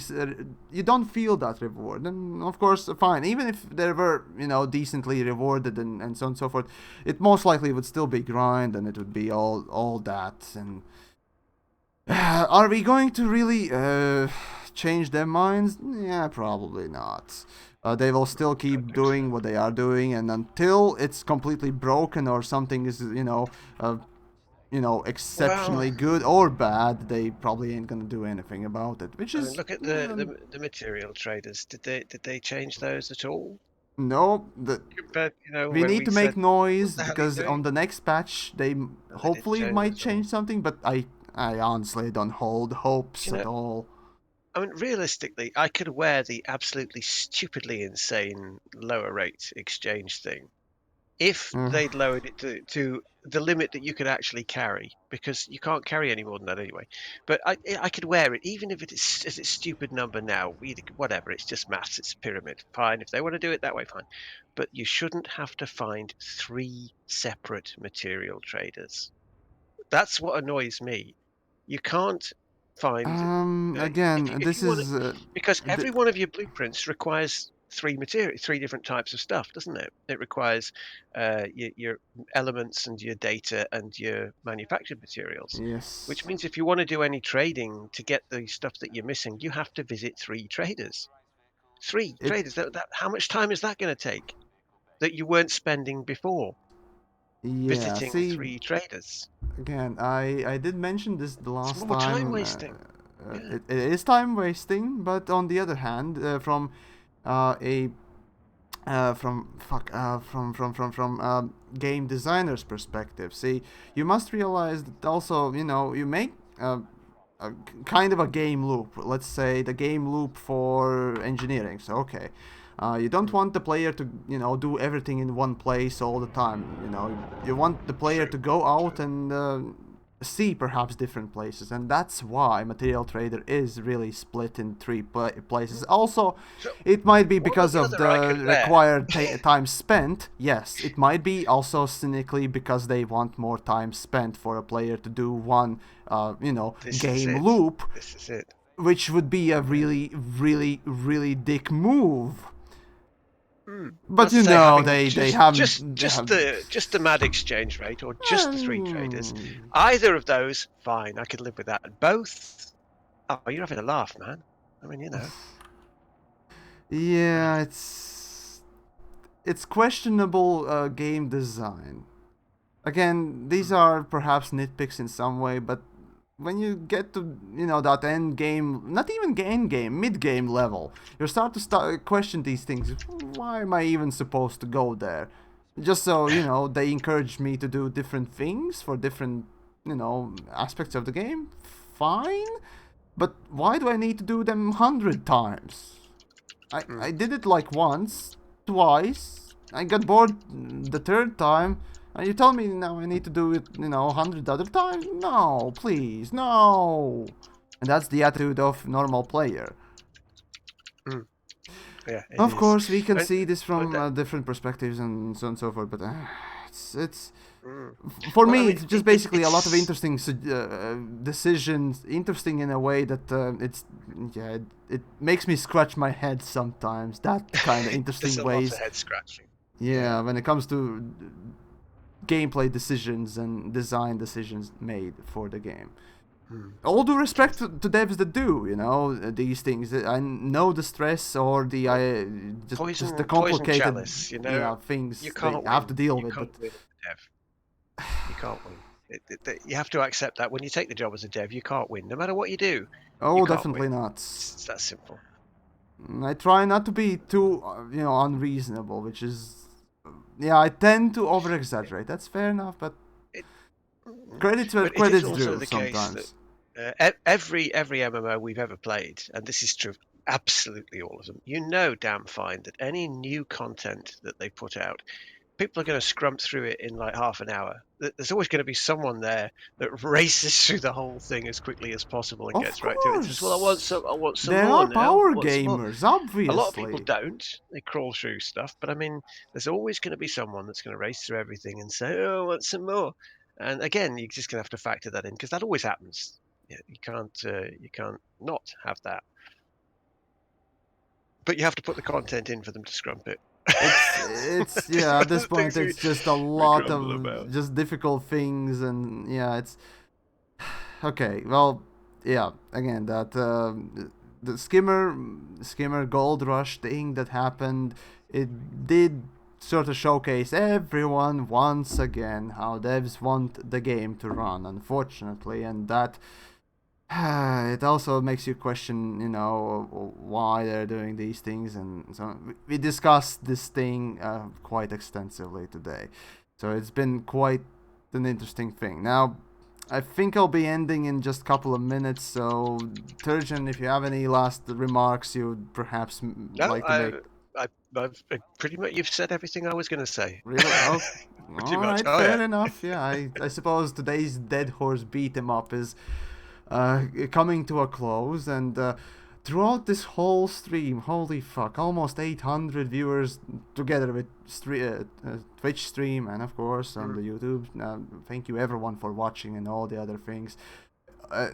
OVI and everyone else who perhaps just joined. You can head on to YouTube and you can just save the link for the stream, or I'll be putting it in my stream playlist, and you can easily just rewatch it. So that's the beauty of YouTube streaming, I suppose. So you get that rewind ability. Now, So once more, I thank everyone for joining in, and of course being extremely generous today as well. Thank you for that. And then of course Greatest for joining in, Turgeon for joining in, fellow content creators on YouTube's, and so you do deserve credit, so you can check those guys out. Yeah, and oh my, the Corvus. Oh, fucking hell. What is it with Corvus? I don't know. I don't know. The dude's. Yeah, if you're looking for the hero of Elite Dangerous, I there he don't is, know. everybody. Commander Corvus Corvax, nevermore. He is the Absolute hero of star Elite Dangerous. of the last basically two stream. Well, no, actually, no. This is at this point just going beyond. Thank you tremendously. Um, I at this point saying that I have Patreon is just not the. Anyways, it's no. Never mind. Never mind what I said. Moving on. Then thank you so much for watching, and thank you so much for supporting and everything. I'm almost speechless here. It's been an amazing thing. And bottom line is, do say thanks to devs for making a game that we have. Just don't go, assaulting them. Try to argue with them, but don't go over the board. As it's fun in games and trying to argue these things. But they're good people. We know they're they good are people. good people. Yes. This is the The thing. bottom line is, You meet they're them as good people. They're good people. They are. They don't mean any harm or malicious intent to us. They're not being evil bastards like some games, like EA or something. They listen. They They're do good listen. So people. don't be too harsh on them when it comes down to calling names and what else. You do you, of course, but all I'm saying is just be the likes Yamiks oh and me and God, like us, we shout because we care. That's the thing. Guys,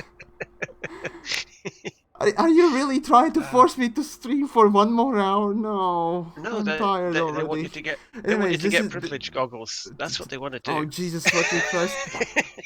I'll be announcing something maybe tomorrow or next following days that is a bit different, anyways. So yeah, that's that. Today, that's it. I'm horse beaten now today. Thank you so much for everything, and Yamiks has to go and take a lie down now after this. not only that, but other things. Go take a lie down. Anyways, have a nice start of the week. You broke Yamiks. So, yeah. So you broke Yamiks. Anyways, this is already prolonging and everything. Yes. Thank you so much for watching, and I'll.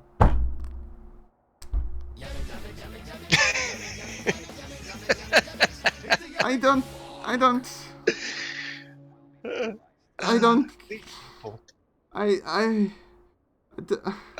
Yes, exactly. I have no words. Thank you so much. This is just breaking me at this point. Oh my God. Okay, enough, right? That's it for today. Go say thanks to devs for creating a good game and trying to at least improve it. That's it. Anyways, have a nice evening and everything else as well. So again, I'll try to just stream again perhaps this week and so on and so forth. So have a nice evening, and I'll see you. Maybe Wednesday, maybe definitely Friday. So let's say Friday. Till then.